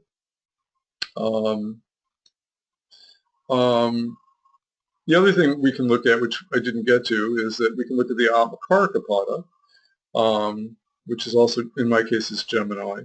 So that also brings in this whole idea that my life has always been about service.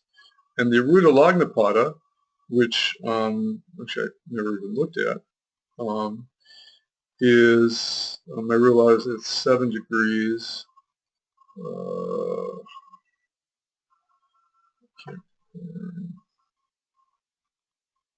Is Pisces. So people see me as a teacher and coach, and that's professionally what I do for a living. I'm a newsletter writer. I'm a counselor advisor, and that's how people see me, and that's what my real life is saying. So play with this.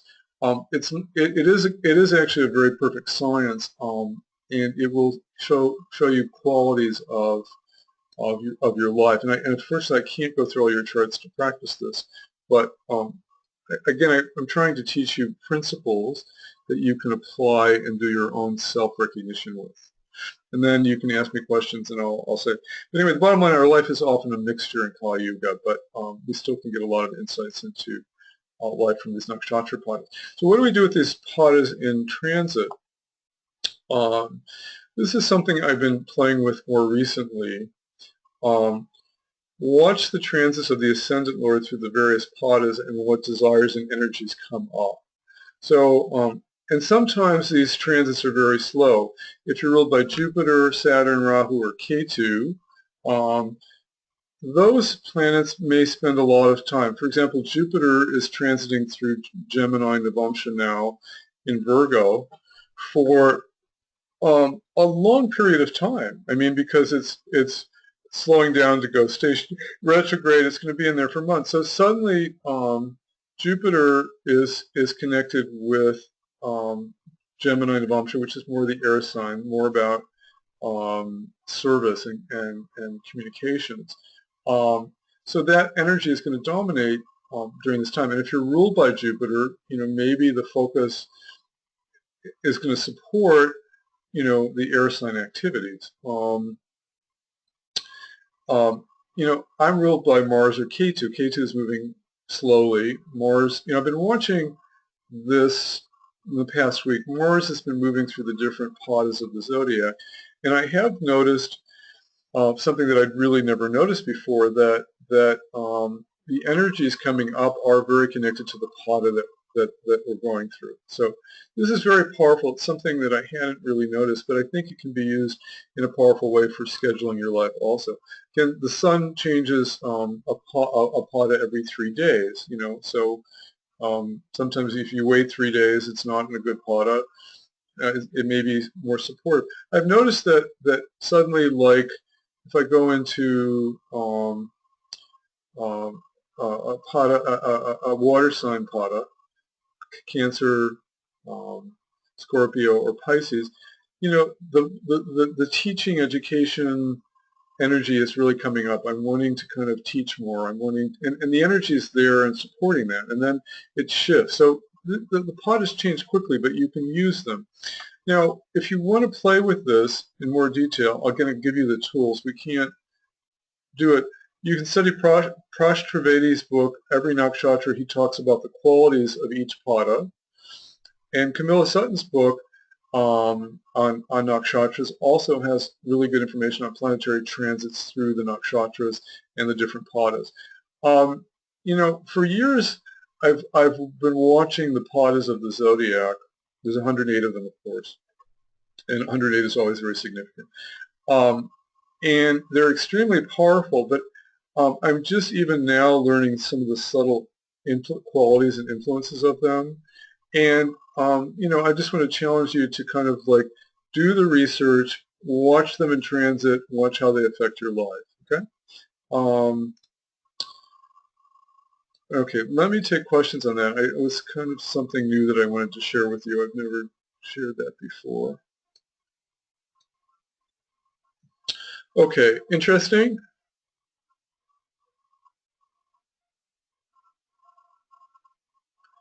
Nina, Hey Barry, so quick question. So this is when you look for the transit through the padas, it's mostly for the ascendant lord, yeah, or like you also look like for the moon, or I mean, you mentioned Atmakaraka, for example. right. Those are different. I would start, and this is what we have to focus on now. I'm kind of keep giving you all these building blocks, but now I have to show you, like, I have to put it all together. But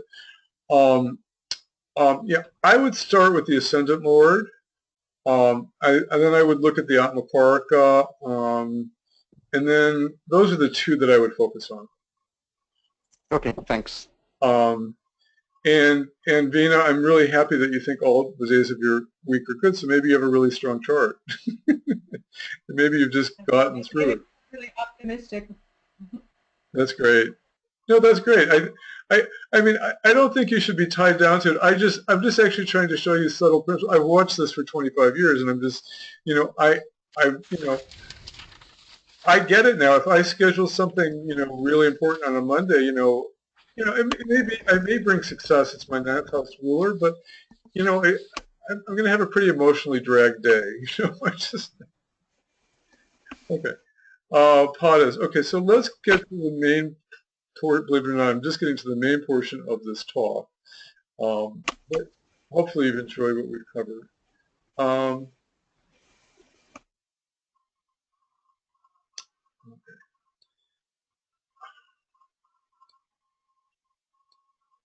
I'm going to skip this. You've got the information on this.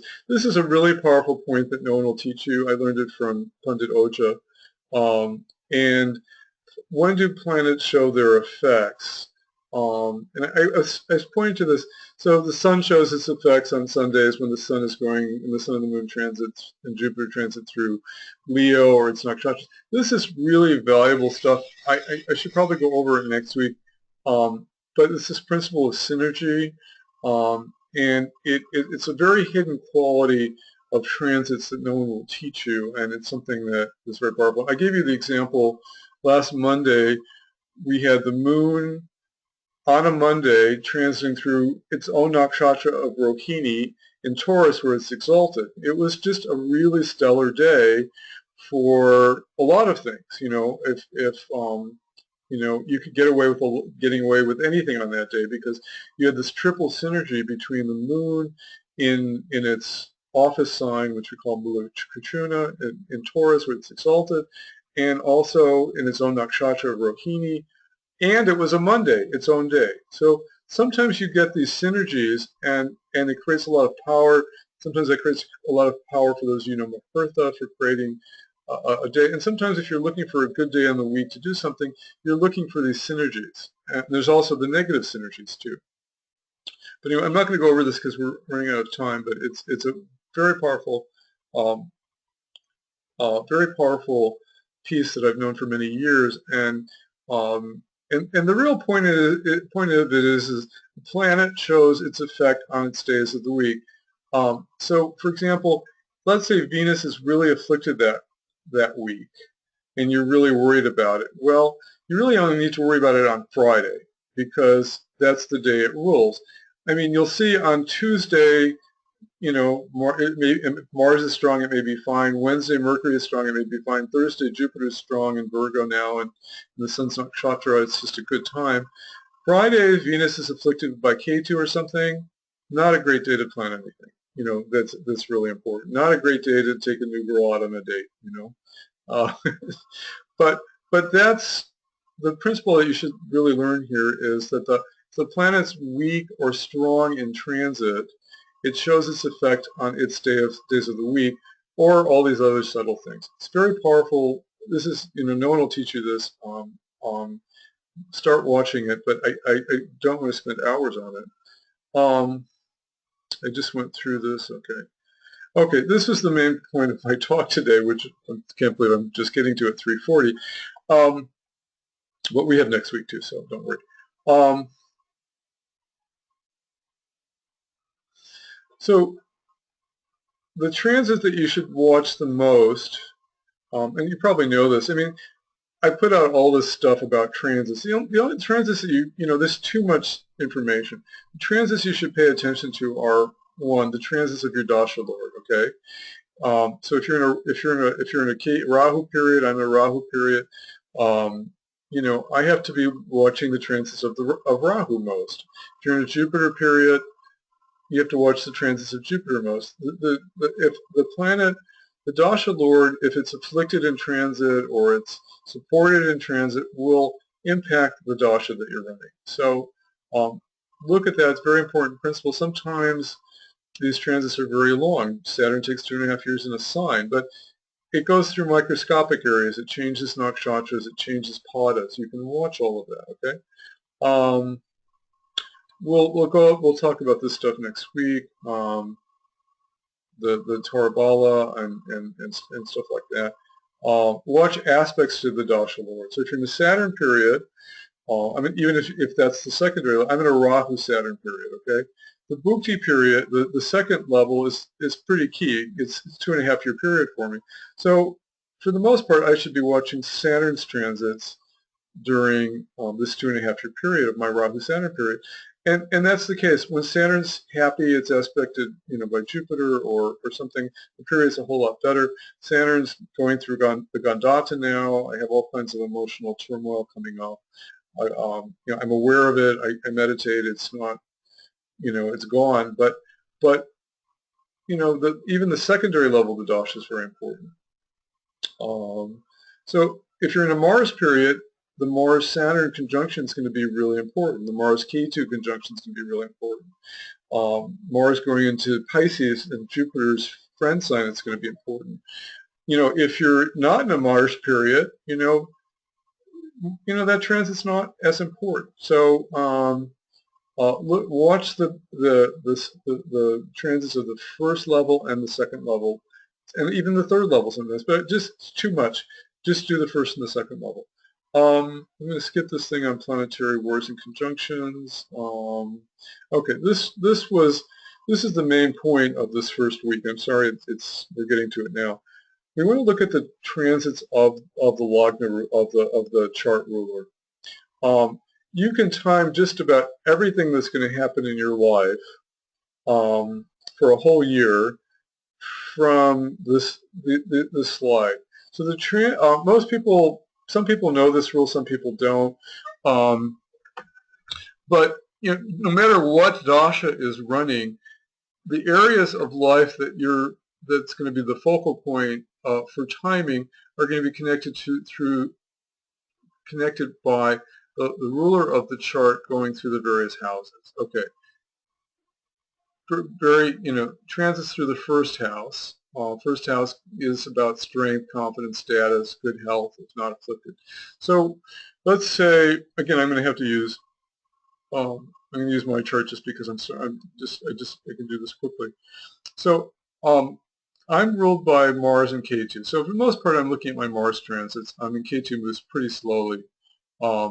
It's an Aquarius, so it is bringing up a slow transit for a year and a half through fourth house issues around, but for the most part, Mars is my primary chart ruler. So when Mars was in Scorpio, it's dealing with status, with health issues. When because Saturn was in there this whole time, it brought more frustration, more anger up. It brought up health issues. But it didn't, because Mars was in its own sign, it's actually Saturn that was more of a problem. Mars moved into the second house. What did it do? It brings up issues around family, around speech, around saving money, around early childhood. Those are second house issues. Mars goes into the third house. Third house governs courage. It governs younger brothers. During Mars transit through Capricorn, funnily enough, I see my brother once a year.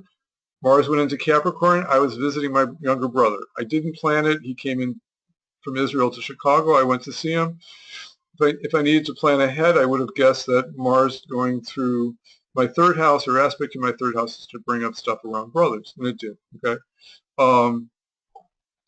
Mars going, what's going on in my third house? Well, I've got natal Venus. So when Mars gets within a couple degrees of my natal Venus, it could trigger problems around relationship or Venus, things that are connected to Venus in my chart. So look at the natal chart issues. Mars transiting through the fourth house, okay, bringing up issues around what? Mother, home, comfort, vehicles, repairs. I've got Mercury in my natal house, so I always have to worry about whenever my ascendant lord goes through my natal chart in the fourth house, I've got to worry about problems with the car. And something did come up actually during that transit. Or I have to worry about things breaking in the house. What happened? The heat went out all month during this Mars transit. We have this these radiant heat flooring, and they can't seem to find the problem with the house. And what else is going on in transit here? K2 is transiting, is in the fourth house now in Aquarius, and it's a hidden problem. People can't seem to find this problem with our radiant heat flooring, and they've come 3 times and they replace parts and it still doesn't work. It's the type of stuff you can predict, you know.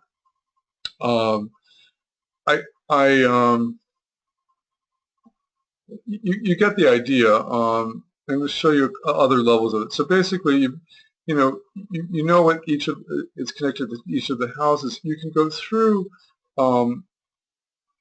You can look at your transits and see what areas are going to kind of come up on, and then you have to connect that with what's also going on in your natal chart.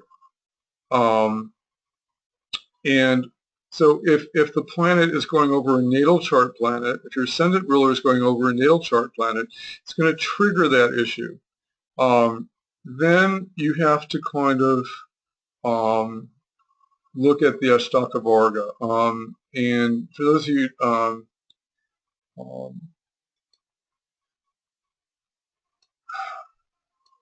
okay.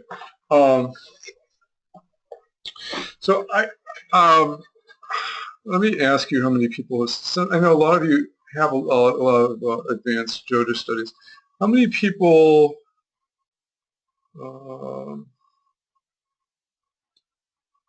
okay, how many people have studied Ashtakavarga a little bit? Maybe, go ahead. I've studied it a little on my own. Okay. Yes, I've studied it a little. Okay, yeah. I think it's worth studying a little bit. I think I'll tell you why I'll tell you how to use it. Okay, so I don't know if a lot of the computer programs calculate it now. Jagannatha Hora does, and Parashara's Light does. This is through Jyotistar, and basically 4 is like an average number, and less than 4 means the planet is not bringing out its full quality. More than 4 is that it's bringing out really higher qualities of the energy. So what do we have going on here? So let's look at, this is my Mars. So in Scorpio, it's got 4, that's average. So Mars going through Scorpio, you know, is an average. Sagittarius is 3, it's less than average. Capricorn, it's higher than average, it's a 5. Aquarius, where it's currently at is a 1. I hadn't really paid attention to it. It means that maybe there's more health problems going up. That's actually the case. I've got these weird rashes going on my calves from K2. I've got rashes on my stomach. It's very funny. But the Ascendant Lord representing health in the self, going through a weak Ashtakavarga point in Aquarius is not really supporting health. Pisces also has 1 point. I actually noticed that Mars in Pisces is never really great for me, but that's great. Mars in Aries, 6 points. I always do great with Mars and Aries. But so this, just know the principle, the quality of the planet's transit will get colored by how many points it has. So look at the Ascendant Lord. I'm looking at Mars. You can do the other planets. It's too much information. If you want to just learn anything, chart your Ascendant Lord through the various signs and just see what the Ashtakavarga is. You can also look at what's called the Sarvashtarga, which is actually the total number of points for each sign. And what 24 is average. Less than 24 means that you're not going to get its full value. More than 24 is good. So actually so when planets are going through Scorpio, Sag, and Capricorn, I've got really high numbers here. So their higher qualities come out. And then my low point is Pisces, which we have a lot of Pisces coming up, with 20 and then 23 for Cancer. So all these Pisces transits that we're going to get are really kind of more tricky for me because I'm going to get the sun, So that's another way. And I always do really well with Aries. Look, I got 36 points in Aries. The sun goes into Aries. I've got 7 points here. I can schedule what is the sun is about: being famous, being prominent, having status, having success with career. Every April, between April 15th and every May 15th, I shine. I've got all these Bindu points in Aries, and they come out in April. And so if you're trying to time something in your life, look to see where your Bindu points are coming, okay? This could require a 2-hour talk. I wanted to just show you the simplest, most basic parts of it. I don't use Ashtakavarga very much. If you're interested in learning more about it, there's a book called Dots of Destiny. I think it's called Dots of Destiny. You have to be careful not to buy the Hindi version. I looked it up on Amazon and have the Hindi version. There is an English translation. There are other books on it. There's some people that have really mastered it, and there are people that will teach a 1-month course on it. I have not. I've been doing judges for 30 years, and I don't find it that useful except for how I showed you to use it. So I think it's something to pay a little bit of attention to. The way I use it is if look at your Saturn transits, okay? Saturn spends a long time in a particular sign, right? 2.5 years. I've got malefic planets. The average number that you want is 3 or higher. So I've got 4 in Scorpio, and I've got 4 in Sag. I've got 5 in Capricorn. So the only one I have to worry about is Saturn in Taurus. But most of these, my Saturn transits by Ashtakavarga part are not that bad. So if you see 1s and 2s, then that Saturn transit may be harder for you. Same thing, Jupiter transits are a long time, right? They're a whole year. So I've got Jupiter's in Virgo now. I've got 6 points in Virgo for Jupiter. I hadn't noticed that. This Jupiter transit has been really kind to me. And it's 11th house transit of a good planet. It's got 6 points. It's 2 more than average. It's helping a lot with teaching and knowledge and expansion and all the Jupiter-related things in my chart. Okay, so I just wanted to show you that. I didn't want to spend a lot of time on it. I think it's an important thing to know, but I wouldn't spend a lifetime on it. And we're running out of time.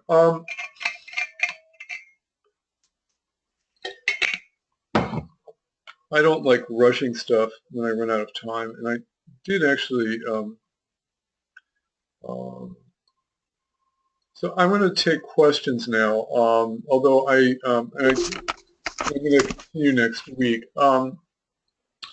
Let me. It's important to end on time because most people have appointments to do. Let me just open up for questions. Actually, I do want to end with a couple things. Hold on. Let me.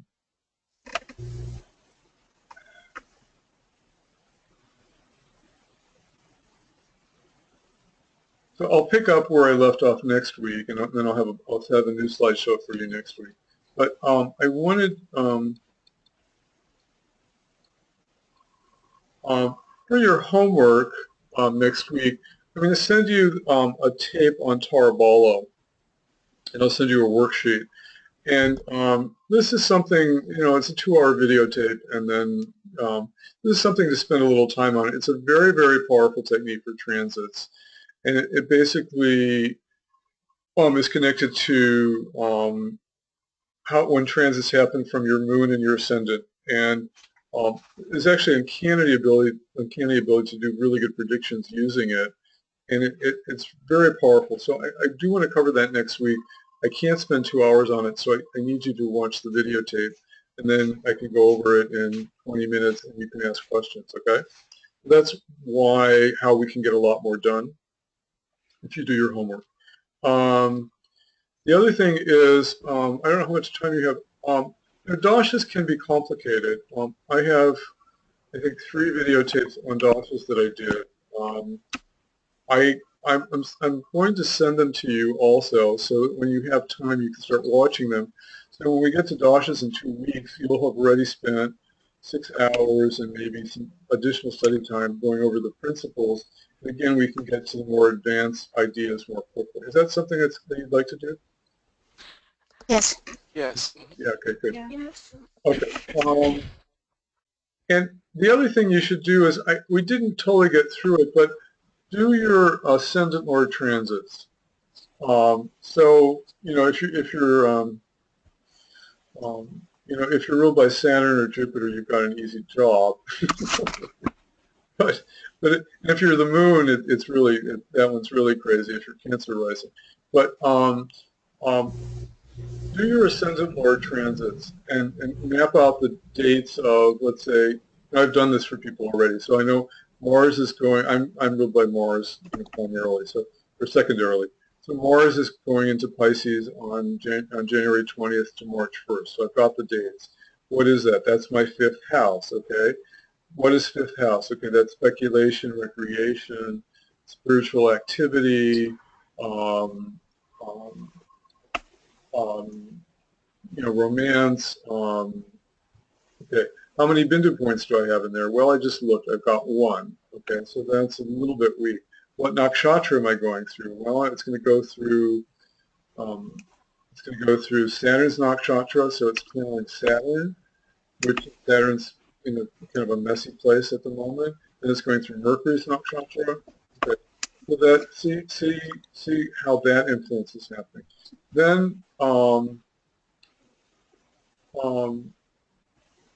so kind of chart out what your year looks like just by the transits of your ascendant lord, and then see how, and then watch it throughout the year and see how accurate it works. I mean, I've been watching this forever, and I mean, this technique, which most people know about, but the transits of the ascendant lord, really, you can do it. When people come to me and they want, top of the head Jyotish information, I can look at the transit of their ascendant lord, what's going over their natal chart, and what's happening in their natal chart, what planets the ascendant lord's interacting with in their natal chart, what planets are going on in transit, and I can give them very accurate predictions. And they think I'm a genius, but it's very simple, So do that. The part that we didn't get to,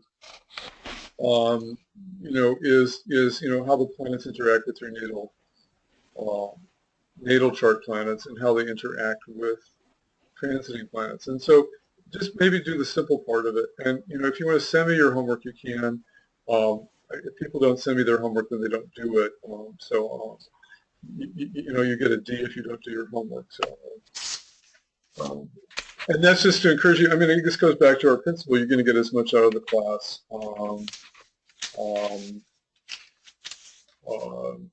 as you put into it. And we're all busy, but, this is precious time. So, spend a couple extra hours during the week, okay? And then finally, again, my contact information, you can email me questions. Again, another shameless plug for my new course. If you like the way I teach, I'm very deep. This is a groundbreaking course that I'm starting next month. It's easier. It's 5 Sundays over 7 or 8 weeks. There's 2 weeks that we're taking off. I'm starting it a week after our class ends on a Sunday. Sunday's a better day for me. I'm just using my own principles. I have a lot of good energy for teaching on Sunday. So I'm doing Sundays for the next class. And I'm starting on February 12th, and we're taking 2 weeks off because I have to visit my dad. And then we have a solar eclipse on the following Sunday, and it's just way too key in my life to schedule a class. But and they'll give you some time to integrate, but it'll be a very exciting class. So if you need more information about it, email me or sign up. I'd love to have you. I love doing this stuff. Okay, quick. I didn't unmute you. I'm sorry. Or did I unmute you? Yeah, you did. Okay. Quick questions and comments. Again, I haven't seen your shining faces, so I have no idea whether whether this was new, whether this was useful, whether this was exciting. I'm always trying to present it lively and exciting way. And if you have any, if I'm going too fast, if I'm going too slow, please email me your feedback. I won't take any offense. But did you enjoy the class? Yeah, I did. Okay. And Barry, I have a question. Yeah. My Lagna Lord is the moon. So should I just do a month's worth of it? Yeah, you can do a month's worth because you'll probably find, you have the same cycles. I mean, the moon always goes so fast, and you have the same issues just popping up in your life every month. But you'll just get into the habit of seeing, okay, moon's in Leo. Moon's in Leo today. I've got family issues. I've got money issues coming up. I thought, whatever. Yeah, it's a month's worth. Yeah. I have a question, Mary. Yeah. You when you were looking at your chart and you're talking about Mars going to the particular houses, you only, for the most part, pointed out negative things. Well, this is your chart lord, or the secondary chart lord. Wouldn't he have some good things in those houses? Yeah. Thank you. I've got too much Saturn going on in my life at the moment. Thank you for reminding me. Yeah, there are. Life is always mixed. I mean, whether you're going to predict, the Ascendant Lord generally activates good things. It's just, life is always this kind of mixture. We didn't get to the point, if we're getting 5th and 9th and 11th house transits and 2nd house transits, you're going to get a lot more good things going on. It depends on what's going on. So the principles to look at are, one is, what natal chart planets are being interacted with, and 2, what's going on in transit. So if Mars, like next month, Mars is going to be with Venus. It's actually, they're kind of bitter enemies. This actually suggests a lot of, tensions. And I've got one Bindu point. So maybe I'm looking at the negative. But yes, it will bring out a lot of spiritual knowledge. It's a 5th house transit. 5th house is about spiritual knowledge. So, do I want to schedule being in a play over the next month and a half because it's a 5th house transit for recreation? You want to look at all the different colorations, but You can actually, get, if you watch the transits of the ascendant Lord, you'll see they are different every year. What's going on in transit with the transiting planet? How is it going on with your, what's being, nature never repeats. You're in a different dasha every year. So I'm trying to give you something simple to do that's powerful. Okay, somebody who's, any other? Patty, one quick question. So I'm, new to all this. So this question might be a little. No, don't.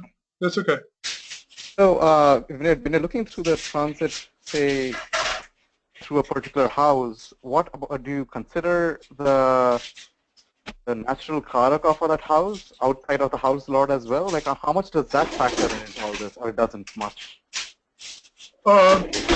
Yeah, we really can go deeper with it. I was trying to be real simple about it. Somebody who's washing their dishes needs to kind of mute themselves. Hold on, I'm trying to get the mic back on here.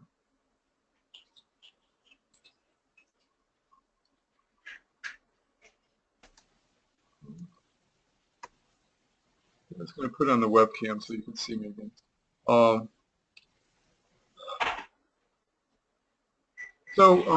Yeah, there are, we actually just started with a very simple level of information. It's like a reminder that there are a lot of things that you can look at. Yeah, you certainly. I was just trying to keep it simple, where first house transits are about self, health, status. Second house transits are about family, communications.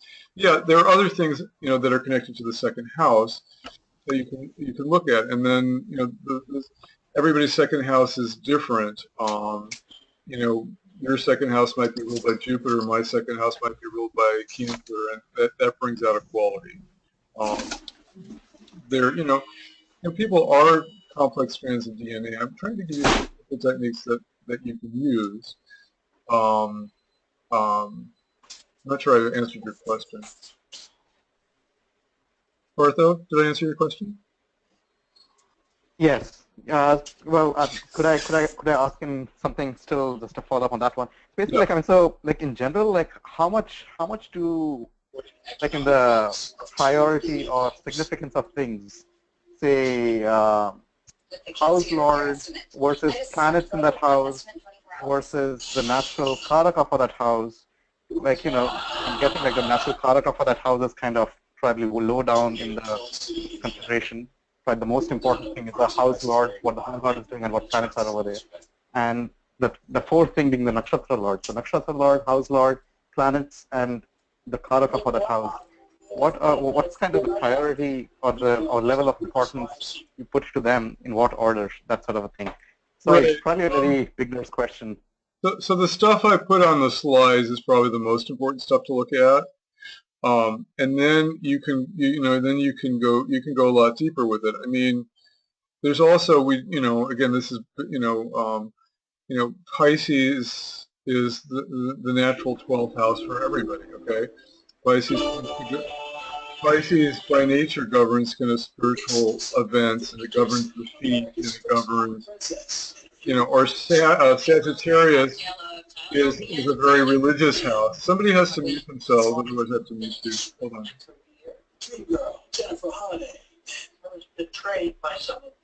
Hold on.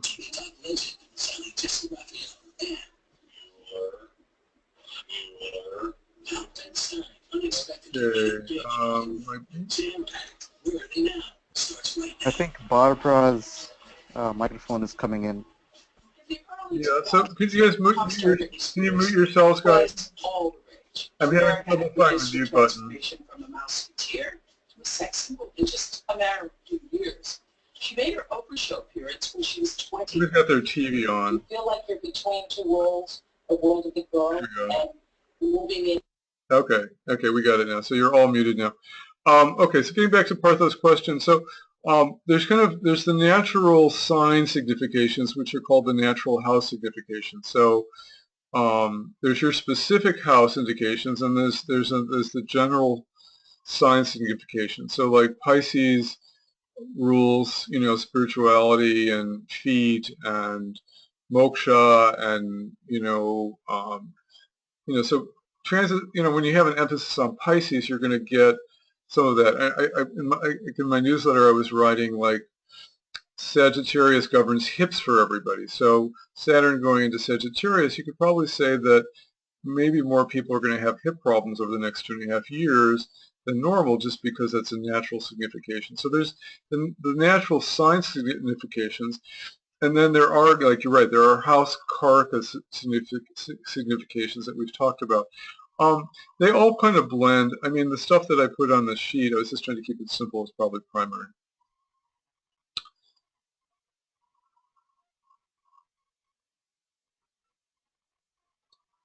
Okay, I've unmuted you. So other questions?